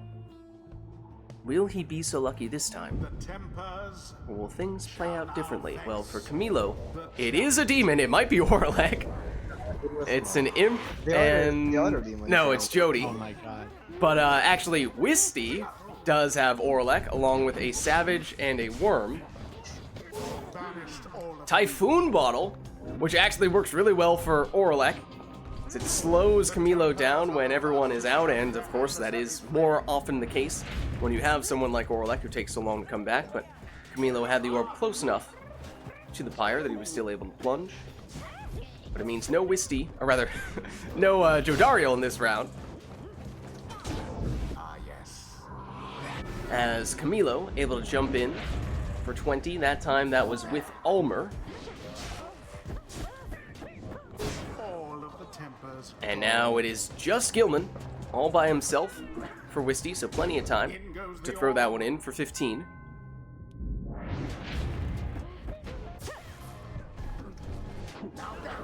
Orlek, he goes down. That's I not a have sight Black Wisty Hook wants to see. on Orlek. Yes. What on Orlek? Black Hook. Oh, that's not ideal. Bask in the So Cursed Talisman on Orlek, It's funny. as Camilo plunges again with Ulmer.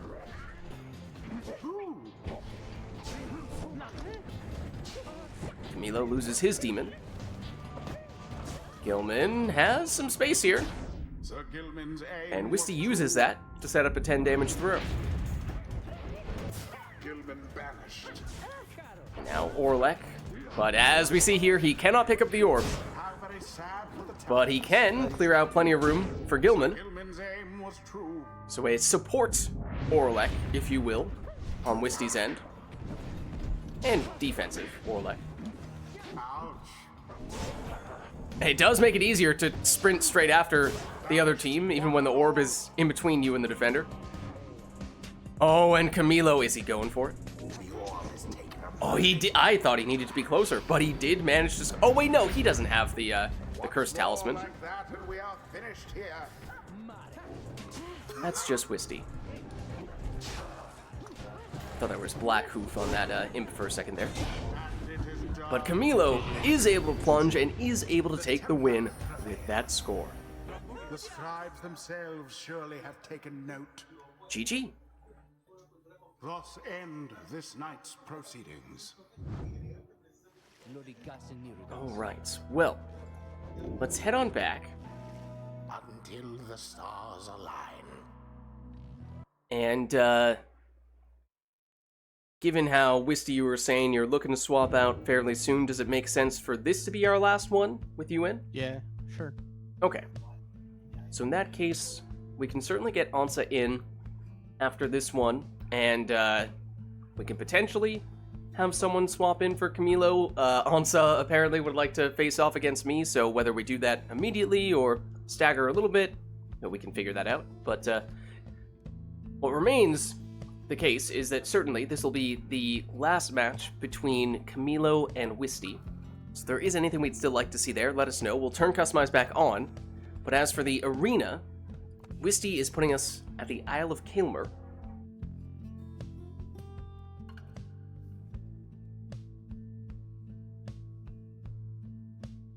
Is there anything else we'd like to have? Or will that be all?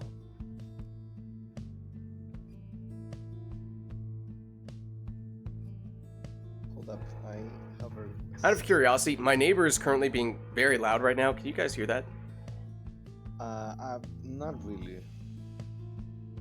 Okay, good. I don't know what they're doing. Okay.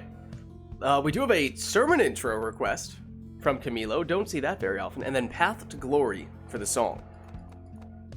I think that's like the song most similar to the Transistor soundtrack from old Pyre or something.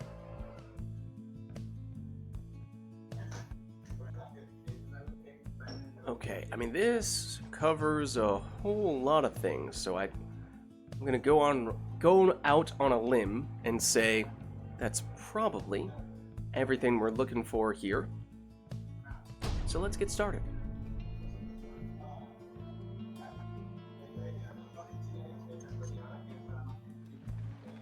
The time is nigh, exiles.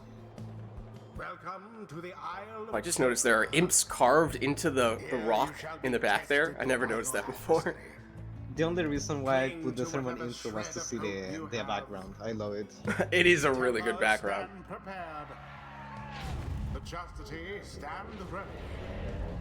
It's beautiful. Okay, now I can go shooting stars seemingly. Oh, true. Yep. Shooting star is allowed this time. Rookie.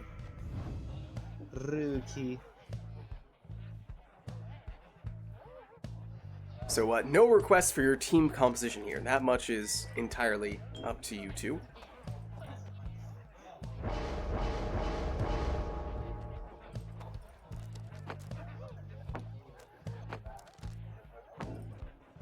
And ranged throws for Gareth.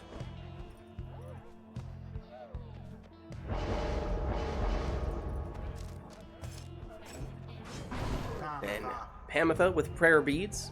That's the second choice for Camilo.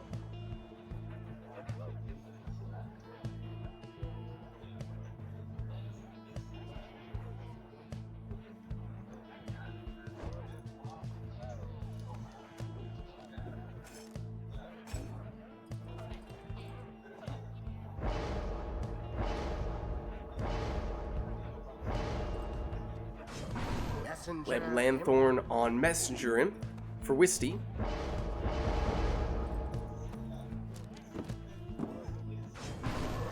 Thorned Not Gilman is the last choice for Camilo.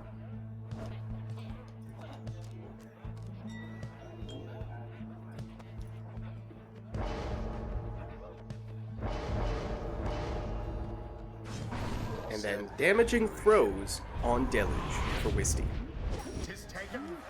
Gareth goes down quickly, but he does return. But it is the Imp doing the scoring here for Wisty. 15 damage on that plunge. Now Gareth, he goes down to the cast. Deluge. Awfully speedy for Wisty. Oh, but it's off the mark. Rookie for Camilo. He's stopped before he can get the throw off. Now Gareth. Sidesteps / jumps over that cast, and that sets up Wisty for an 11 damage throw. There's a wall of imps there, but Gareth just teleported over and around them. And everyone down on Camilo's side. Wisty does actually have extra damage on the worm because of that talisman, more so than Gareth does. But it's actually Camilo who gets the score here, plunging for 20. And Pamitha had prayer beat, so she is back. But here's Gareth, and here's the 10 damage throw. Gareth again. This time he goes down quickly. Rookie. His throw lands for 10. Gareth. Vanished. That's bad. Camilo's throw over the defender, in for 15. Gareth delays the teleportation, and that different cadence throws Camilo off a little bit, setting Gareth up for a quick throw.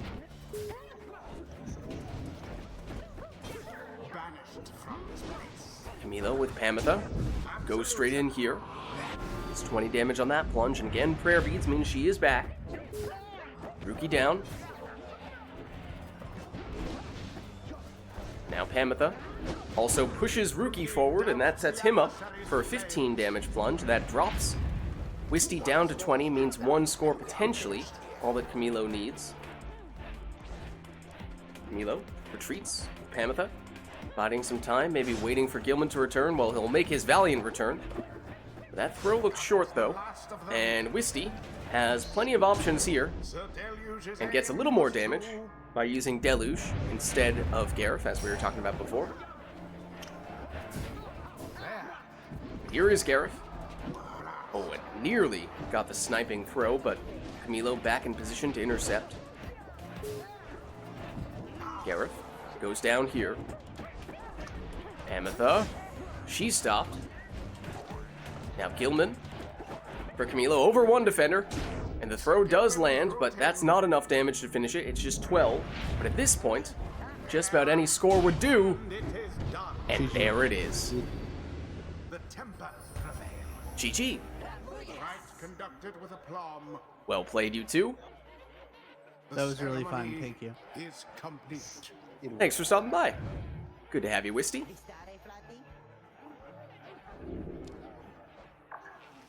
Until the next rite. Alright, so Ansa, if you are still interested and available, we can certainly get you in Wisty's place here.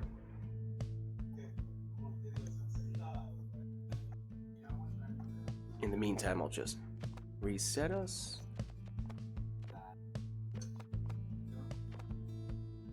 Indeed? Okay. Indeed. So let me get you an invite. And then, is there anyone else who would like to jump in Camilo's place? I know Ansa was expressing some interest in playing against me, and I can swap in at some point, but... I can help out if anyone else wants to get in, really. Yeah, how about we do... I would enjoy to stay. Just in the interest of getting a few more matchups, we can do Camilo, Ansa, and then I can swap in for Camilo, and that way we just get one more new pairing. Okay. Camilla and I have been... Well, Camilla's been beating me up all night, so... Oh, Honor let's is see how this also goes. interested in getting in. Okay, hold on, wait, that changes the calculus a little bit, because I just want to make sure we have enough time to get everyone. Camilo, you have the floor for that. I don't know if I want to go against Honor. Well, how about we That's gonna do be at really least my one win. Camilo, oh, and let me switch this to from Wisty to Ansa. Hello. Sounds good. There we go. Okay. So yeah, why don't we do at least one between you two, and that way, just in the interest of getting as many different pairings as possible, we get to see this a little bit. Oh boy, here we go. And Ansa, are you usually going on controller, or are we gonna need Camilo to switch? I am trying for the first time going on control. Oh my god, is my controller. Okay, again. well, Ay, that's okay. yo. there's a first time for everything. See, the thing is, it was working perfectly fine when I was going against Camilo last night. And as of today, the Bluetooth or something decided it's not liking me at all. Like, my device was like, you don't get to have consistent playtime. Do you have the option of plugging it in, or do you have to go the Bluetooth route? That's the weird thing, is when I plug it in, it'll work for, like, I don't know, a game, and then it'll go back off. And it's charged when I press the sync Strange. button. It's a Nintendo Switch controller. When I press... Oh, is that me online? Heck. It's saying on the connected... Oh, There you go. there we go. Yeah, let's go. All right. Okay. Do you want to stay on the Chastity Ansa? Do you want to switch to something else? What's your preference?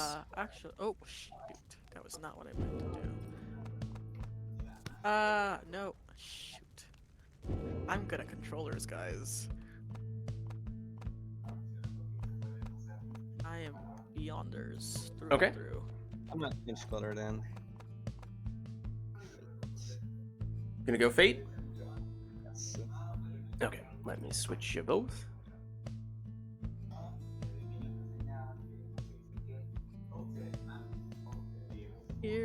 just hoping it holds up.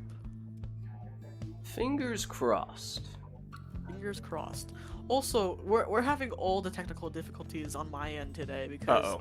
I have the controller and then also my Wi-Fi will randomly cut out. Wonderful. Yeah, so if I just disappear, you know why. Okay, well, why don't we, while it seems to be working, why don't we get in and hopefully strike while the iron is hot? Yeah. While the silicone chips are working. The fate shall confront the Beyonders. Alright, Welcome. Camilo, what you doing? And so do you wish to fight against something in a specific? If you want to play your saps, I will cry, but that is your choice. I don't know. Just whatever. We're playing RITE NITE now, man.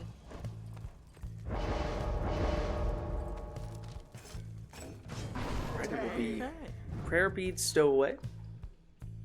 Yep. So it sounds like you two have plenty of experience playing against each other in just random yeah. matches. Yep.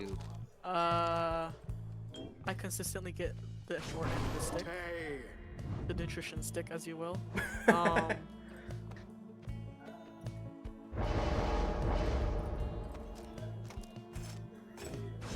Tizo. Speedy Tizo for Camilo. Seen a lot of Speedy Tizos today.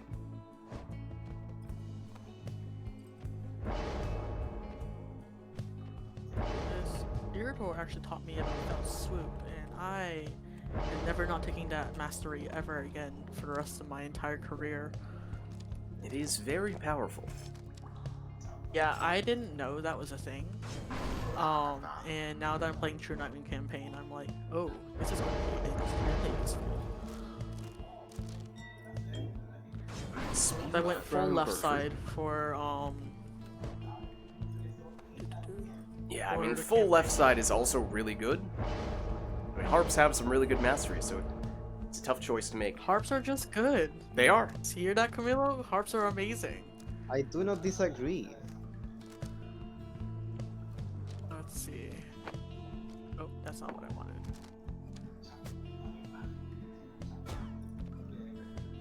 Alright, the I auto believe in pass. harp supremacy. I am a Tabitha about it. Begin.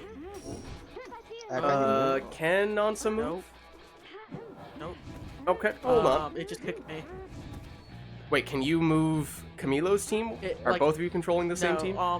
the whole screen is frozen, so Ah, it just and kicked you me. just disconnected. Okay. Let me get you back in. Hopefully, it will work once you rejoin. Yaknilak was like, go answer. Then, well...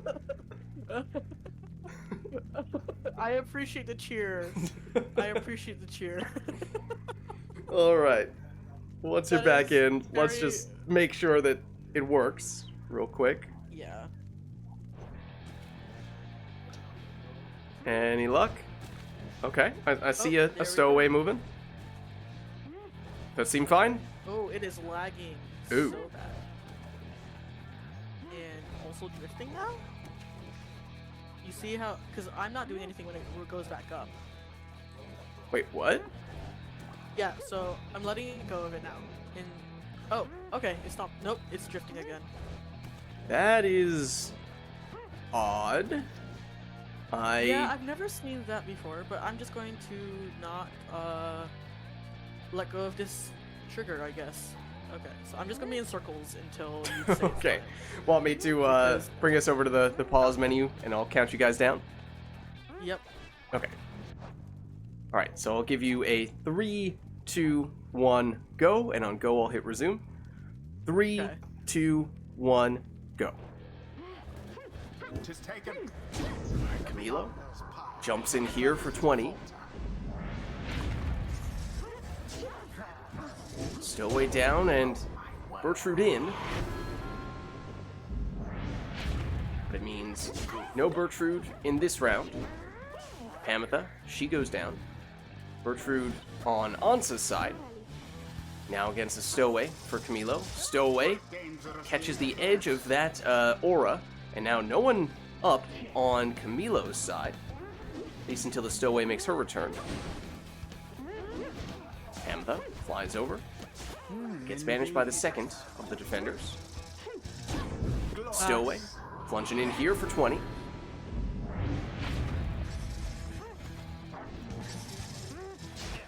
Gertrude chased down. Stowaway against the Stowaway, and well, the Stowaway does win. And the Stowaway does plunge. Now go on, just once more. Gertrude goes the long way. Now that throw is unblockable, but it is off the mark. Camilo trying to cause some trouble with the Stowaway, and does just that. The fate Okay, so I didn't say anything earlier because I didn't want to have to stop it. Right? My controls I learned last night completely got reversed, and this happened with Irritor's thing too. Oh, okay. Yeah. Should we take a so look I at don't the know if control my screen then? controls were like fucked up when I was learning how to play controller. Because this happened on Irritor's as well, where my controllers were the controls were all reversed. Okay, so is it worth Yeah. taking a look here? Should show the, yeah, there you go. Controller stuff as soon as you move. Okay. Shoot, older. I since it's a Switch Oh, right, what does it translate to? I'm not sure. Yeah, exactly. I wrote it down. Okay, so top is Y. Okay, so it's the same. It's just not inputting right, which makes me think, ay, why is technology against me? Why is technology? I'm checking my Steam settings right now. Sorry for the pause. Well, let us know, chat, in the meantime, if there is anything that we would like to see setup-wise for this one. And I know Honor said she was hoping to get in at some point, so we may want to make that switch soon. I enabled the Switch reset thing, so let's hope that it makes it so it works. Okay. Hopefully. I just enabled it, hopefully. Let's see. Okay, it seems like oh, there's the drift. Ah. Yep. It's making its way downtown, walking fast. Maybe Well, not so not much fast. on the walking fast part, but... Alright, not seeing any requests from chat. I think maybe we just jump into this one, and hopefully the controls are working better in this case. Yeah. I think I did pretty good for not knowing which button to press. Yeah, that's a hard obstacle to overcome. Welcome. That's usually pretty important. Who shall conduct the rites? If I have to relearn how to remap everything, so be it. I'll just have to practice more now that I've experienced the glory of having a controller scheme. Come on. Alright, well, was Pamitha in the first spot for Camilo?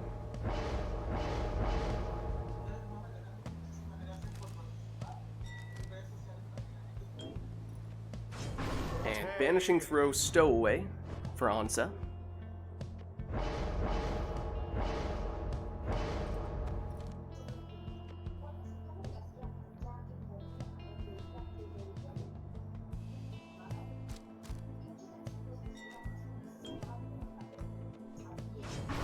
Astral Eye Jodariel for Camilo.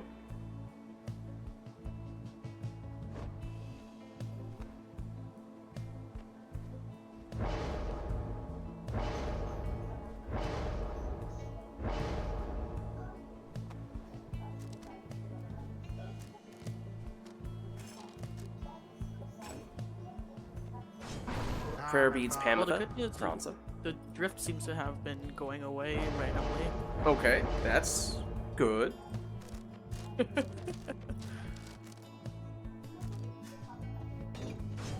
Power Casting boy. Headwind is the final choice for Camilo.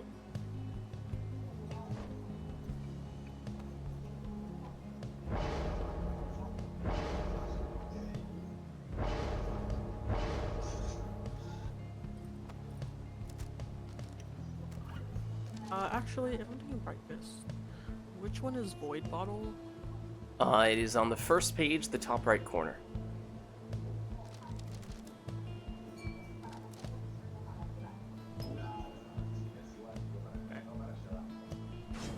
Bertrude. All right, here we go. Hopefully the controller is behaving a little bit better now. Theoretically, No. Nope. maybe, maybe not. Yeah, it's still reversed. Oh, darn it. Yeah, the jump and the salute are reversed still. Okay. And that was after I put on the Nintendo I thing. think we come to the conclusion that it is the things that it says, but it's like depending where they are in Switch. For example, if it's salute says it's Y, but in position it should be in Switch. I'm not Well, that's familiar enough with gross. switches to know. Yeah, No. Yeah, It's no, not- I know what Camilla was talking about. The thing is, I learned it mapped to the Xbox controller, and now it's mapping itself to my Switch, which is great if I learned it mapped to the Switch. So, rebinding? Would rebinding be, Anora suggested rebinding, would that be okay on your thing? And you still reset the defaults until I learn? Yeah, I think that's fine. Okay. Like in Pyre, the control key bindings Yeah. there. Yeah, I think Yeah. that's fine. I'm so sorry. Oh, that is not, like I said, not the right thing anymore. Controls. Okay, so pass.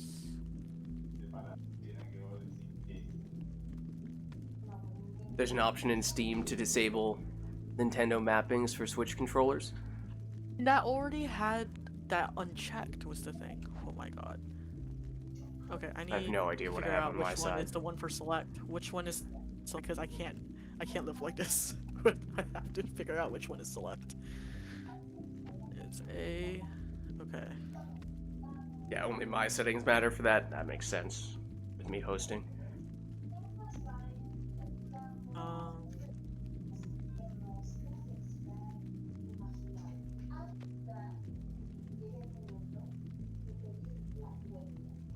Lock on is left button. Pass switch, move up, move down. Okay. Hopefully, if the letters are so blurry that I can't tell if they're right. Oh, okay. It So was let's A, see. B, and Y in order.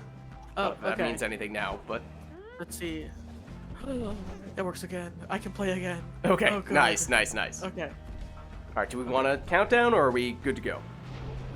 I'm just gonna put it down so we can have a countdown. Okay, I'm gonna go back to this screen, but I'll give you guys a 3, 2, 1, go, and on go I'll hit resume. 3, Okay. 2, 1, go. Swift recovery.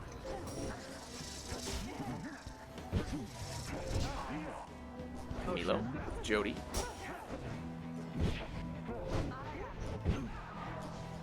Jody's still here, and with the Brazen Men are active. Oh, that's good for Oh, 48. that's half. That's a good half. That is the most you can get from a single plunge, at least in terms of damage. Sword right in. Oh wow. Followed up by a 20 damage harp plunge there. Now Pamitha is gone for this round. But Jody is of course here again, and she is the one who dealt that huge chunk of damage. And Camilo did activate the Brazen Manor. Which, with that active, Jody would have enough damage. And there it is. The fate prevails. Oh, it just. An adversary If should GG. my not career even for come Right Night is close. over for right now, because I don't think I want to. The right is Oh, ended. Yakuli, thank you. It just kicked me again. Oh, Until the I'm next gonna say I'm gonna have to round. bow out because I don't want to make y'all have to keep dealing with my technical difficulties. oh. I think it's a problem. You still have your right against elites. I do, but I need to be able to use my controller and not escape mid. Yeah, fair enough. Fair enough. That is pretty important. This was an important thing to learn, though. That it's not just against Irritor. It's just a thing I'm gonna have to figure out how to map my controls to figure out what's going on in the controller. Mm-hmm. All right. Well, thanks for giving it a shot. Happy to at least get you in for a little bit. Okay. Alright, bye. Catch you later. Right. Alright. And in that case, that does of course mean we'd be looking for someone to take Ansa's place, and I know Honor was saying she's ready to jump in whenever. So I think that means, Honor, you have first dibs here. Yeah, I think it might have something to do with my settings as well, in this case. And it might only be when the Switch controller's plugged in, and I don't have a Switch controller, so I was not prepared for this situation. Fair enough. Alright, but let's get Honor in that case then, and if there is anyone else who would like to get in, because it's starting to get a little late now, let us know. We'll try to squeeze you in. Otherwise, we'll look at Honor and Camilo, assuming you're good to stick around. We could have you two face off. Yes.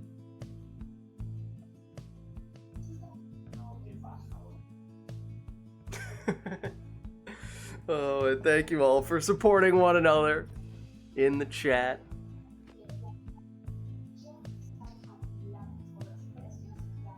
Nice and wholesome. Okay, now, Honor, assuming you are playing on controller, we should check back over on that screen, and I'm assuming you probably want to reset to the defaults.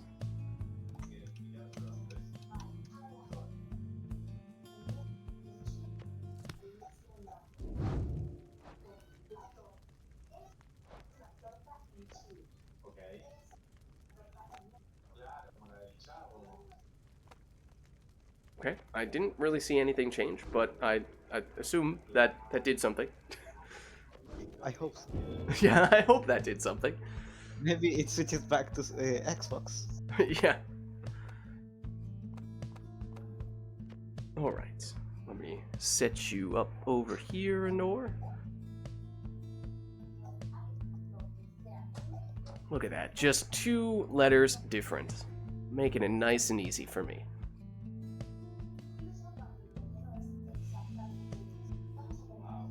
There we are. Okay. A perfect switch. Alright, so let us know, chat, if there's anything we'd like to see between these two. Of course, Camilo's been going for a while now, but this will be Honor's first match, so if you want to give Honor time to warm up, that's up to you.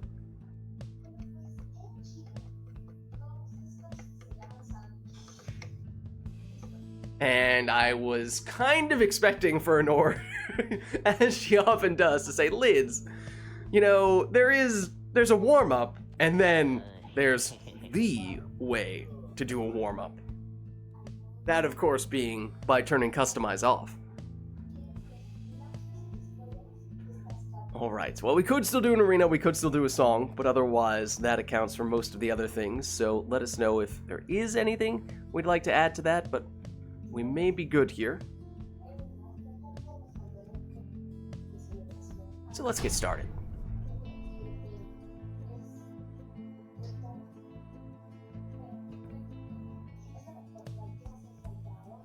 The fate shall confront. We're on the book, and it is Demon, Worm, Cur for Camilo. It is Cur, Crone, Worm for Honor, and it is that Cur for Honor getting us started with a 20 damage plunge. No prayer beads though for Barker, so he's now gone in this round. Gilman for Camilo doesn't have that kind of range, so Honor recovers with Bertrude. And now Gilman back to Bertrude. She's pushed around, but eventually does get banished. And Gilman for Camilo, plunging for 15 and might have been looking for that to be a throw, but momentum takes him in, and so that means no Gilman in this round for Camilo. And Honor wraps around the defense and in for 20 damage, once again on a plunge from Barker. So once again, he is now gone in this round. Bertrude against Iggy. Bertrude wins out, but Gilman now taking Iggy's place, and he follows up for a 14 damage throw, slightly less than the maximum. Barker almost went straight in there. Stopped, though, seemingly when he was practically in the Pyre already. That throw was, I think was off the mark. It looked a little bit wide, And so that's why it turned into a plunge. Camilo got the rebound and immediately plunged with it. Camilo back in possession here, but loses Ignarius. In fact, loses everybody. Oh, and Typhoon Bottle would have slowed Anor down, but Anor, thankfully, for her at least, did have Bertrude already hanging out right next to the Pyre. Just a quick pass away from getting a plunge out of that situation. But Camilo, now with a little more room to throw, and does just that with 14 damage from Gilman. Gilman again. That throw is short, though. Bertrude gets knocked back just as she was about to get in for the plunge. Oh, and quick recovery from Barker, just in time to get the stop. And Barker, instead of being banished, does the banishing. But Camilo back in possession and goes under the defender and in for a 20 damage plunge.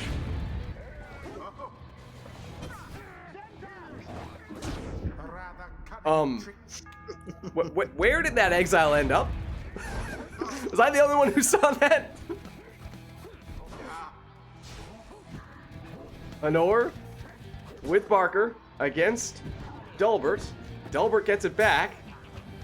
And now Gilman for Camilo has the infinite stamina and has the throw to take the win. The fate prevail. GG. Their pyre burns, whilst that of their adversaries is but ash. Well played, you two. The rite is complete. Now let's head on back.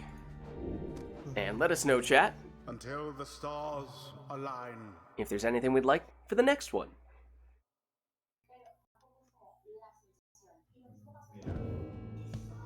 Otherwise, at the very least, we'll reset the customizability.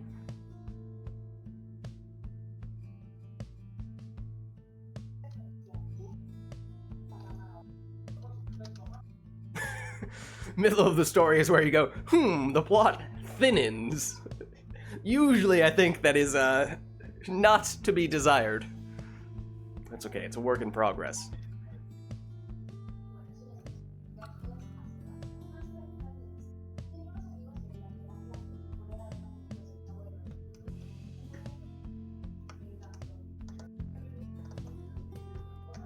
Alright, not seeing any requests at the moment. Potential accidental TikTok reference? TikTok, Tumblr, you know. Whatever social media app / website it might be. No! Not TikTok. Anything but TikTok. I vehemently oppose anything that has ever been posted on TikTok. TikTok? Now it's called TikTok, apparently. Alright. Fair enough. Fair enough. Fine. Well, no requests for this one, it seems, so why don't we get back into the action? The Fate versus the Night Wings. Welcome. Oh, snap. Conduct the rites. It's okay, break it up, break it up. Wolfred. We don't need to fight about our preferred social media apps. It's not worth it, guys. It's not worth it. Tay.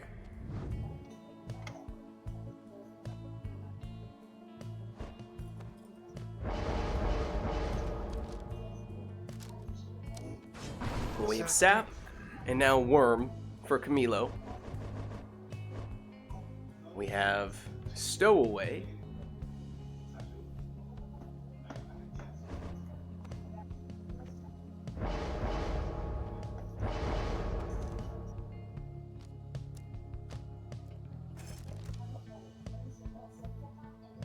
And now Speedy Bertrude for Anor. Yeah, I have basically no experience on any of these apps, so I have no horse in this race. Alright, it is a Prayer Bead Stowaway in the last spot for Camilo.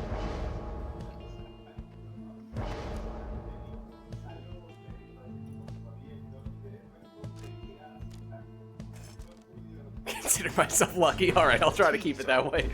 Then it is Web Lanthorn on Tizo in the last spot for Anor.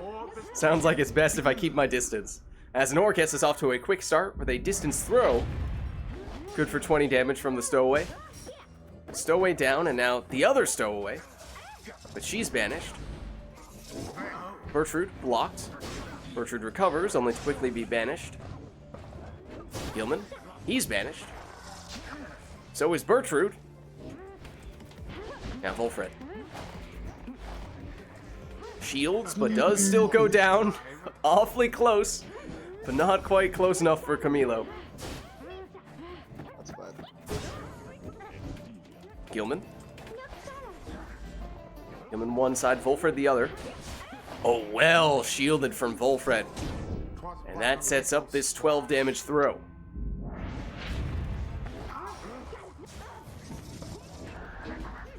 Camilo now with the Stowaway. She's banished. Gilman hides within the safety of the sapling. Volfred makes his return. And has that blinking distance, but it's the throw that counts here for 17.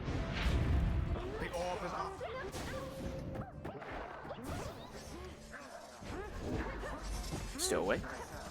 Ooh, nearly went straight in. Might have missed the mark, and the second jump did not hit the mark either. It's the third one, though. That one's the charm. Into the adversary's flame. Stowaway tries to go straight in this time, but she's stopped. Now it's Anor's Stowaway, but she's stopped as well. Stowaway versus Stowaway, Douse the flame. and Camilo makes it in. Now go. Now Anor's Stowaway ninjas it up, and that's a close range 17 throw. Anor cutting it a little bit short there. Comical. Now Anor back with the Stowaway, back with the ninja, but back with the banishments. Stowaway is back, only to be banished once again. Certainly a fast-paced match with those savages. No mercy shown. And lots of banishments to go around. For both players, that throw looks slightly short. This one, though, probably has enough on it. It does. Far into the Pyre's It's 15. That means one score, potentially all that Camilo needs here. Anor's Stowaway throw intercepted, and now Camilo's turn with the Stowaway. She goes down, but that brings back Gilman. Now Anor in possession with Tizo, and only Tizo out here right now. Probably not Anor's preferred attacker. Oh, Sorry for stopping, but yeah. want me to give you guys a Sorry. countdown? Yeah, Oh, sure. well, there we go. Okay. Oh well, that works. Wilfred banished. Stowaway. Oh, and does go down. Oh, but was that a stunning claim? Tis done. Yeah. To take the win, I did not even realize Camilo took that. Adversaries. It was not on my radar, but it was very well timed. Thus end this night's proceedings. GG. No se ve culpa. Well played, you two. Now let's head on back. Until the stars align.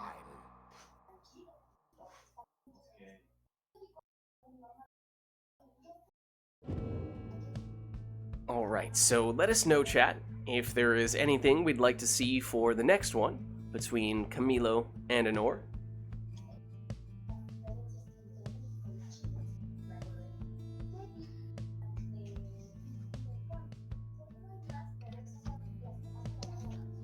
Fuck. I'm not sure we're gonna get anything from chat though. We we have delved very deep into this social media You cannot bubble stop. of this conversation.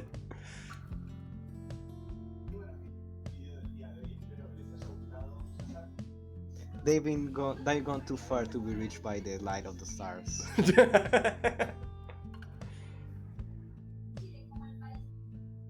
Alright, well, Anor will give us a glorious tradition. Okay.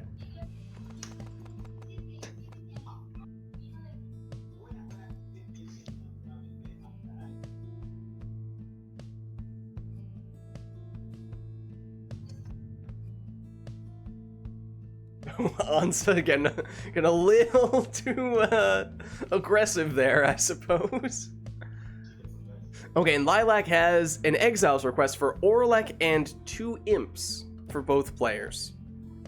Why not 2 Orlex and 1 imp? Yeah, why not, right?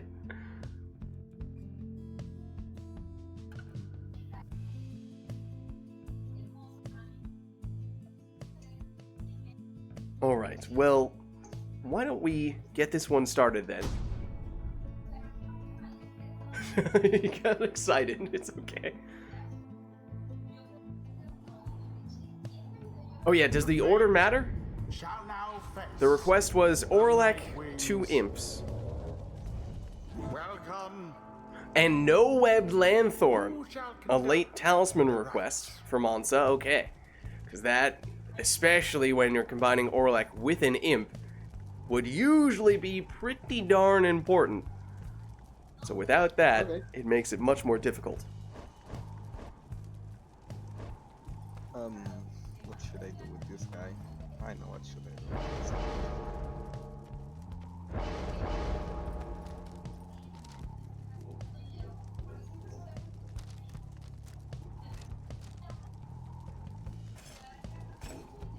How utterly brazen.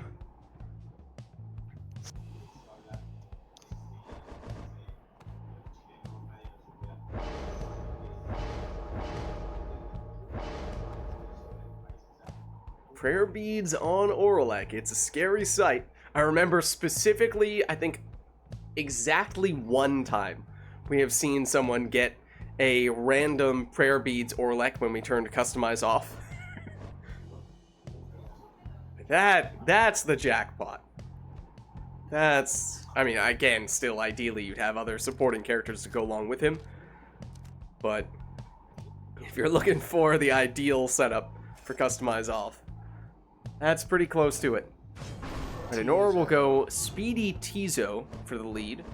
So we now know both of Camilo's remaining exiles must be imps because he's already taken Orlek. So the sequence is already different between the players. That may very well have a pretty big impact on their strategies in this match. It will affect the initial orb race, at the very least.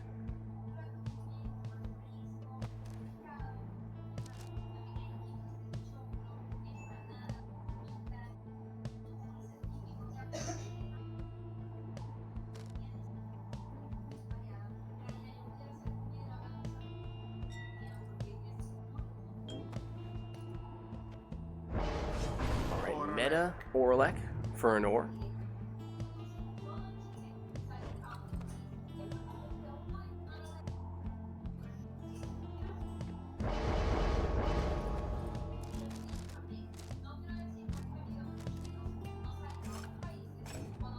And Speedy Messenger Imp for Camilo, so I think both players have taken a Speedy Imp. But remember, no Web Lanthorn on those imps. So perhaps the most popular talisman not allowed, so Nor will go with Titan Tooth instead. Alright, so here we go. Orlek, double imp, no Web Lanthorn. Oh, and it looked like Camilo was in there, but Anor with the absolute last second save there. Tizo. Oh, with that Titan Tooth, Camilo was stunned. And he is again here. Anor far enough away, though, that might not be able to do too much with that. And Anor, defenseless now. This is the danger of having Orlek with his long respawn time. The imps, what, middle of the road as it comes to their hope, right?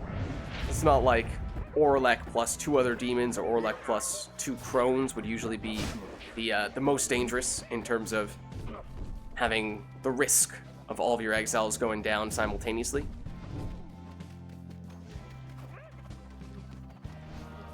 Camilo, straight in with extra damage on that imp plunge. 'Tis too close to call who shall prevail as yet. That means we are tied at 75 apiece, and it is now a duel of the Orleks. Anor through the portal, but she's blocked. Camilo banished with Orlek, and now Camilo defenseless, as we were just talking about. A devious maneuver. And Anor throws it in for 25 with her Orlek. The Nightwing Ho. That's it. Camilo's Orlek down. painful wait begins. Oh, and that is a very speedy and scary sight to see an infinite stamina Oralek. With a quick throw, Nor able to get 15 there. Wait, 15 or was it 10? I forget. Not maximum. The point. Celestial Spike banishes one of the defenders, and Oralek knocks back the other. Oh, that throw off the mark, though. But still, Anor able to get the full 25 this go-round. And that means one score, potentially all Anor needs here. Any of her exiles would theoretically have enough. Will it be with Oralek? As he tries to go full speed ahead, but he's ultimately cornered. Even with that infinite stamina, can't get himself out of that dangerous situation. Portal does not take Anor far. But using that infinite stamina, and that did take her far, and with that Titan Tooth, an offensive Titan Tooth, turns out the Imp was the real threat all along. It was a glorious performance, I must say. GG. The rite is complete. Well played, you two. Alright, let's head on back. Until the next rite.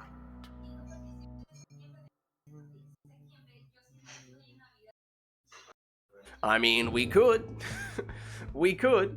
Now, it is, I should say, it is getting a little late. So, I don't know, it might make sense for this to be our penultimate rite here. Meaning it'd be the last one in which we take requests before we go into the final liberation rite. How does that sound timing-wise? Just mindful of how, especially, I know for Anor, it's getting quite late.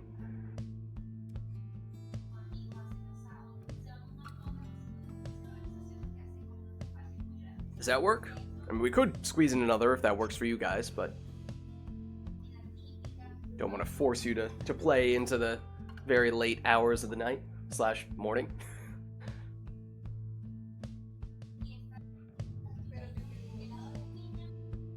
Okay, so it sounds like that makes sense then. So in that case, this will be our penultimate rite, the last one in which we take requests. So if there is anything we would like to see in particular before the night is through, this is your last chance to make it happen, because for the last rite, we'll just leave it up to the players to take whatever they want. So Nor will go Will of the Scribes for the song. Okay. We have that much locked in. Is there anything else? Threw me off for a second there. You know, I know what you mean. I do know what you mean. But I was not expecting you to describe it that way. Oh, and we do have a very impactful exile request. Okay, so what, is it up to the players to choose? It's either or. You go all imps or you go all worms. Can both players make the same choice, or do we have to have a different selection for each of the players? Like if Camilo takes worms, does Anor need to take imps, or vice versa? Are we allowed to do double imp or double worm? Have both players going all in on that stuff?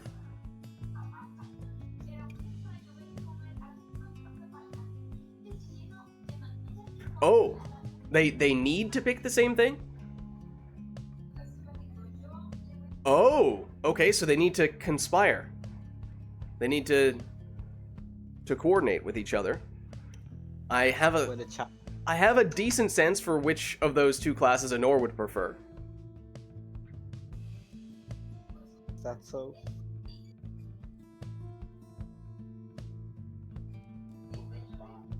So yeah, Camilo and Anor, you guys are taking all 100% of the same exiles. It's either all imps or all worms. Personally, I would prefer worms. Camilo is in the worm camp.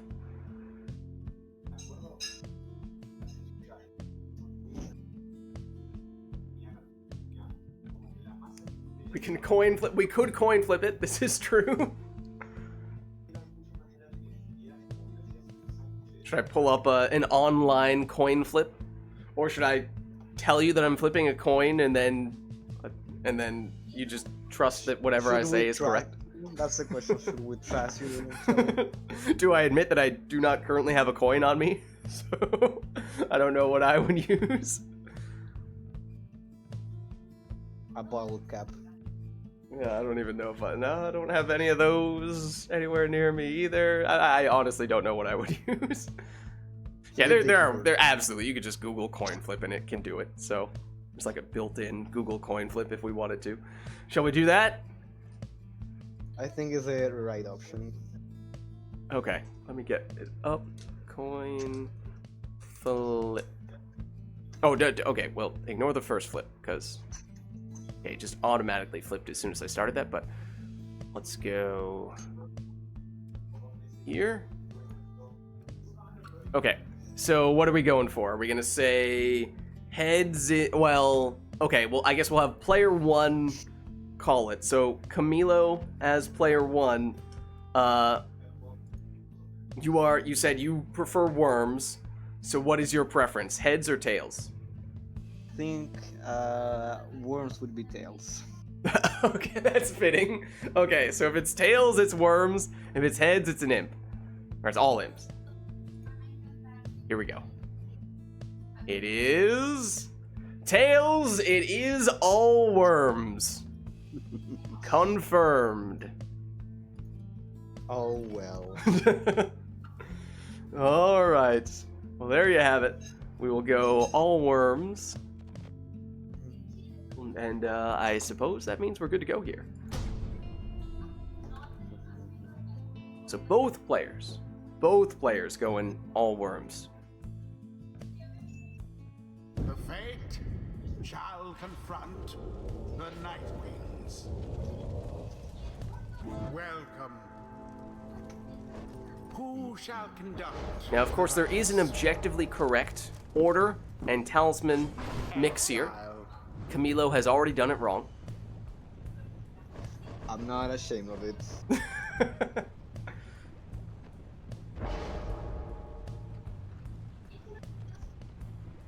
Let's see if Anor can get it right.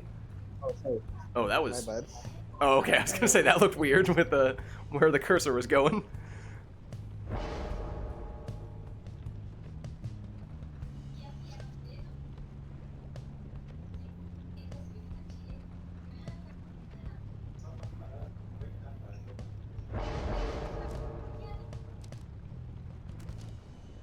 Getting colder. All right. It's the correct worm. It's the wrong talisman. We'll give you partial credit.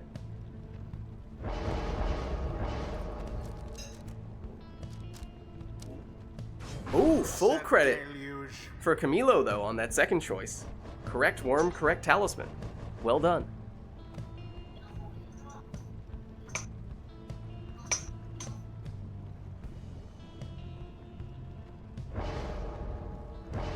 Rare beats in a worm is pretty weird. That's why I didn't do it. Well... technically, Deluge is the free talisman, whatever kind you want, worm.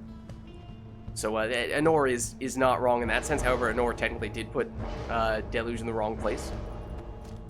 And as we previously established, Camilo has already misplaced Gilman. Okay. What should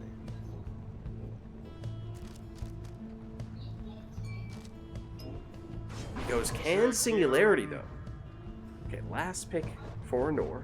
It's Lady River. She is in the wrong spot. However, can she get the correct talisman selection?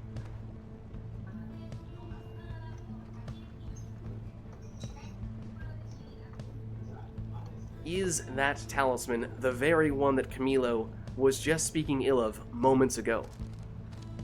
The world may never know.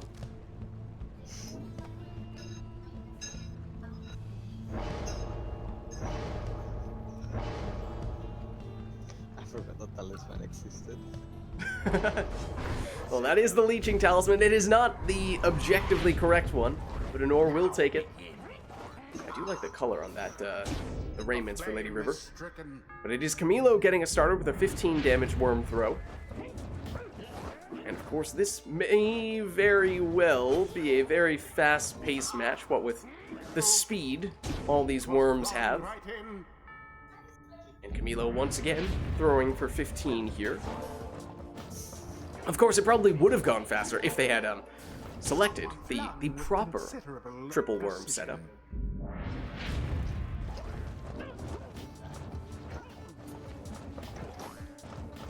Camilo looping around with Lady River. Well, she goes into the lava. Momentum takes her all the way in.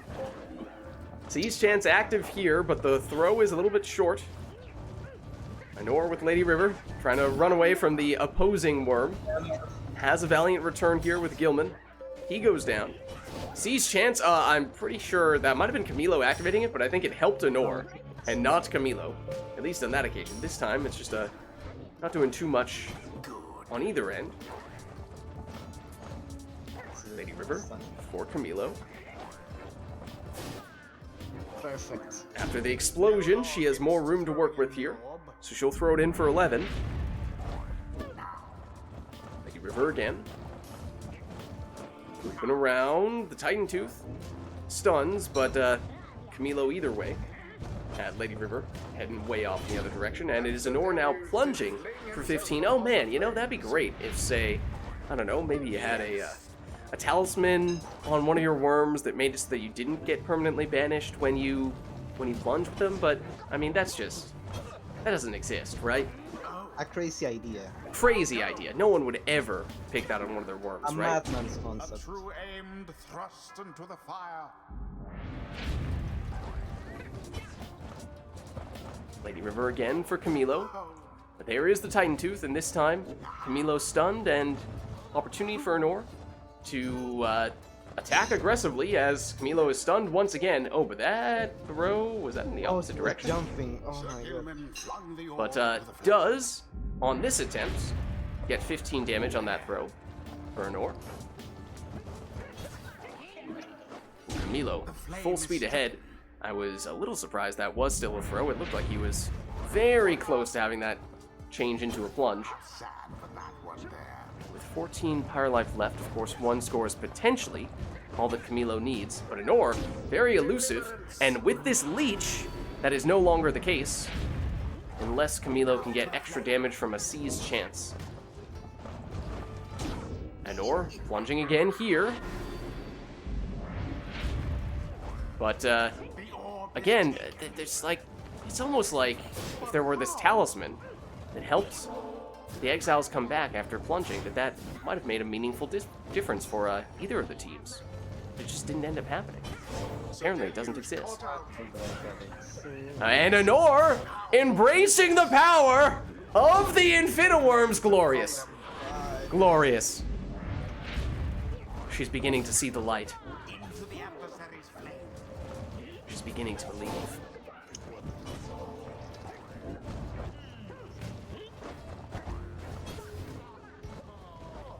My word. Yes. That was a little strange, but yes! More Infiniworms! More Infiniworms! More Infiniworms! There is no stop to the Infiniworms! That's why they are infinite. Unexpected. Why is this a thing? There is no end! It is unstoppable! That The was most moment. Oh, hold on. I need Okay, a- there we go. Blow against the adversary's power. The orb. Camilo, Lady River has an opening, and once again, cutting it very close when it comes to throws versus plunges. He's had a couple of those already. Deluge. Oh, that. Oh, yes. Oh, yes. Which one was it? I don't remember. I don't know what's what anymore. Camilo is a changed person. This Infiniworm stuff, it's getting to his head. Come now, someone end this. Oh, the throw from Camilo could be enough! And it is done. And there it is. The fate prevailed. GG. They somehow managed to scrape by despite their adversaries' efforts. Well played, you two. Thus end this night's proceedings. Alright, well, on that note, I think it is time. Until the What's up, because? How's it going? You like the part where the worm scored? Me too. Me too. Alright, but I think it is time for our final rite of the night, our liberation rite. And that means we'll go Fall of Solium, Sermon Intro on, and we'll go Never to Return Nightwings edition. No requests from chat for this one. Can you request Nightwings Never to Return? I mean, if you want to spend Lidcoin for the sake of spending Lidcoin and nothing else on a request that we are already going to, or a song we are already going to use, that's up to you. But no requests from chat unless you are going to select something we are already going to do. For this one, we will leave it up to the players to finish things off in style. So, He likes doing it official. I mean, if you want to, I guess, you can throw away 100 Lidcoin. Ultimately, that's up to you. But either way, let's get started.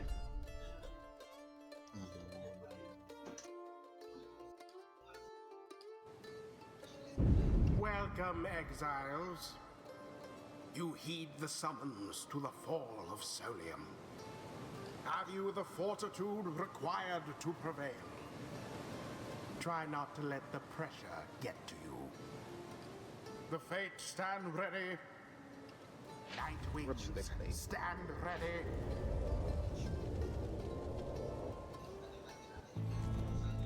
The rite shall begin forthwith.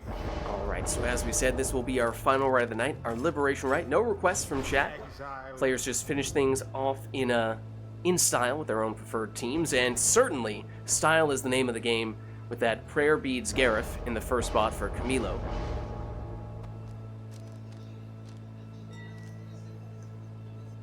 Anor with pay quick throwing ninja stowaway.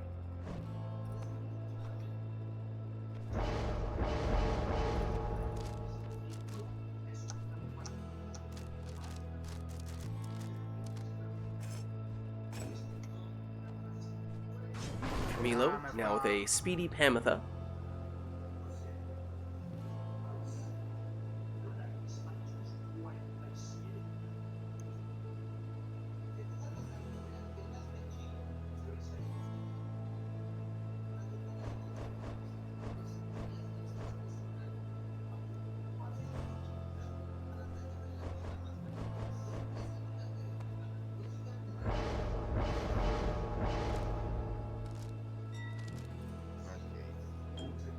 Then it's Ulmer with banishing throws for Anor.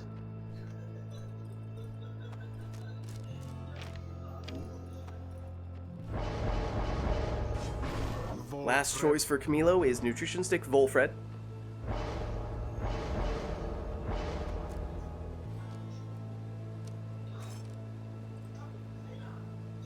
And Anor will go Web Lanthorn Tizo. Alright, so this will be our final rite of the night, our liberation rite. Camilo on the left representing the Fate, and Nor on the right representing the Nightwings. Best of luck to you both.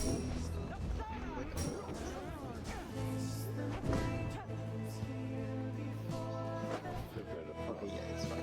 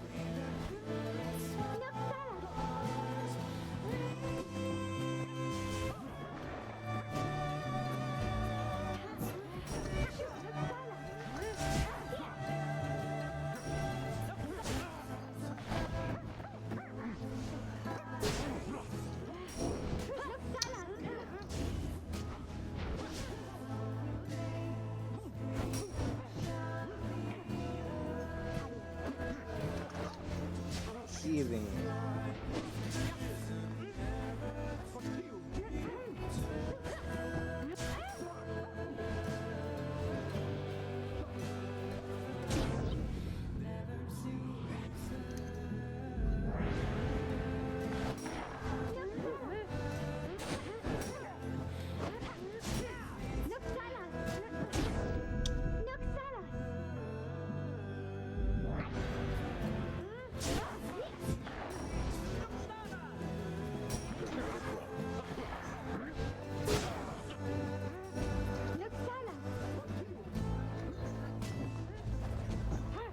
The orb slips from your clutches.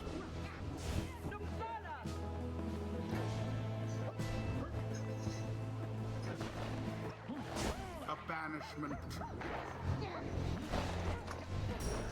And there it is. What? At last. And there it is. The Night Wings proved their worth. GG. An outcome which left little room for doubt. Well played, you two. Thus ends the Liberation Rite. And as we were saying, that was our Liberation Rite, our final rite of the night. So thank you everybody who participated in the rites today and everybody who gave us the requests in chat as well.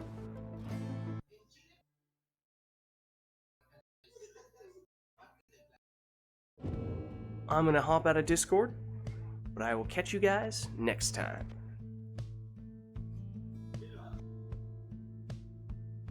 Alright, now let me just throw this screen on real quick. Let me also make sure these two can safely escape Steam Remote Play. It's okay, they're in the clear. They're good, they're free. Alright, well, as I was saying, that was our final rite of the night, our Liberation Rite. So thank you to everybody who participated in the rites and those who gave us the requests in chat as well. This was, of course, Pyre Community Rite Night, and if you're interested in getting more involved in multiplayer Pyre, then the best way to do so is by joining the Rite Club Discord server, which you can do by clicking on that link right there. My name is Lids. I'm hosting these Rite Nights. My streaming schedule is Fridays. We are doing Mass Effect Andromeda multiplayer. Saturdays, Mass Effect 3 multiplayer. Sundays, obviously, Pyre multiplayer. Then The First Descendant on weekdays, at least when I can squeeze it in after work. Then Lids Vids on YouTube as well. Posting the VODs for all those streams, so if you missed anything, you can catch it there as well. Also doing some Hades 2 and or Helldivers 2 videos straight to YouTube. And if you haven't done so yet already, of course, you can also hit the follow button to get a notification for when I go live, and you can also follow me on Twitter, @LidsVids. I post there when I go live as well, but actually the best place to stay up to date on all things Lids is my Discord server, which you can do by clicking on that link right there. But that's going to be it for me for tonight, so thank you all for watching. Hope you enjoyed the stream, and I'll catch you next time.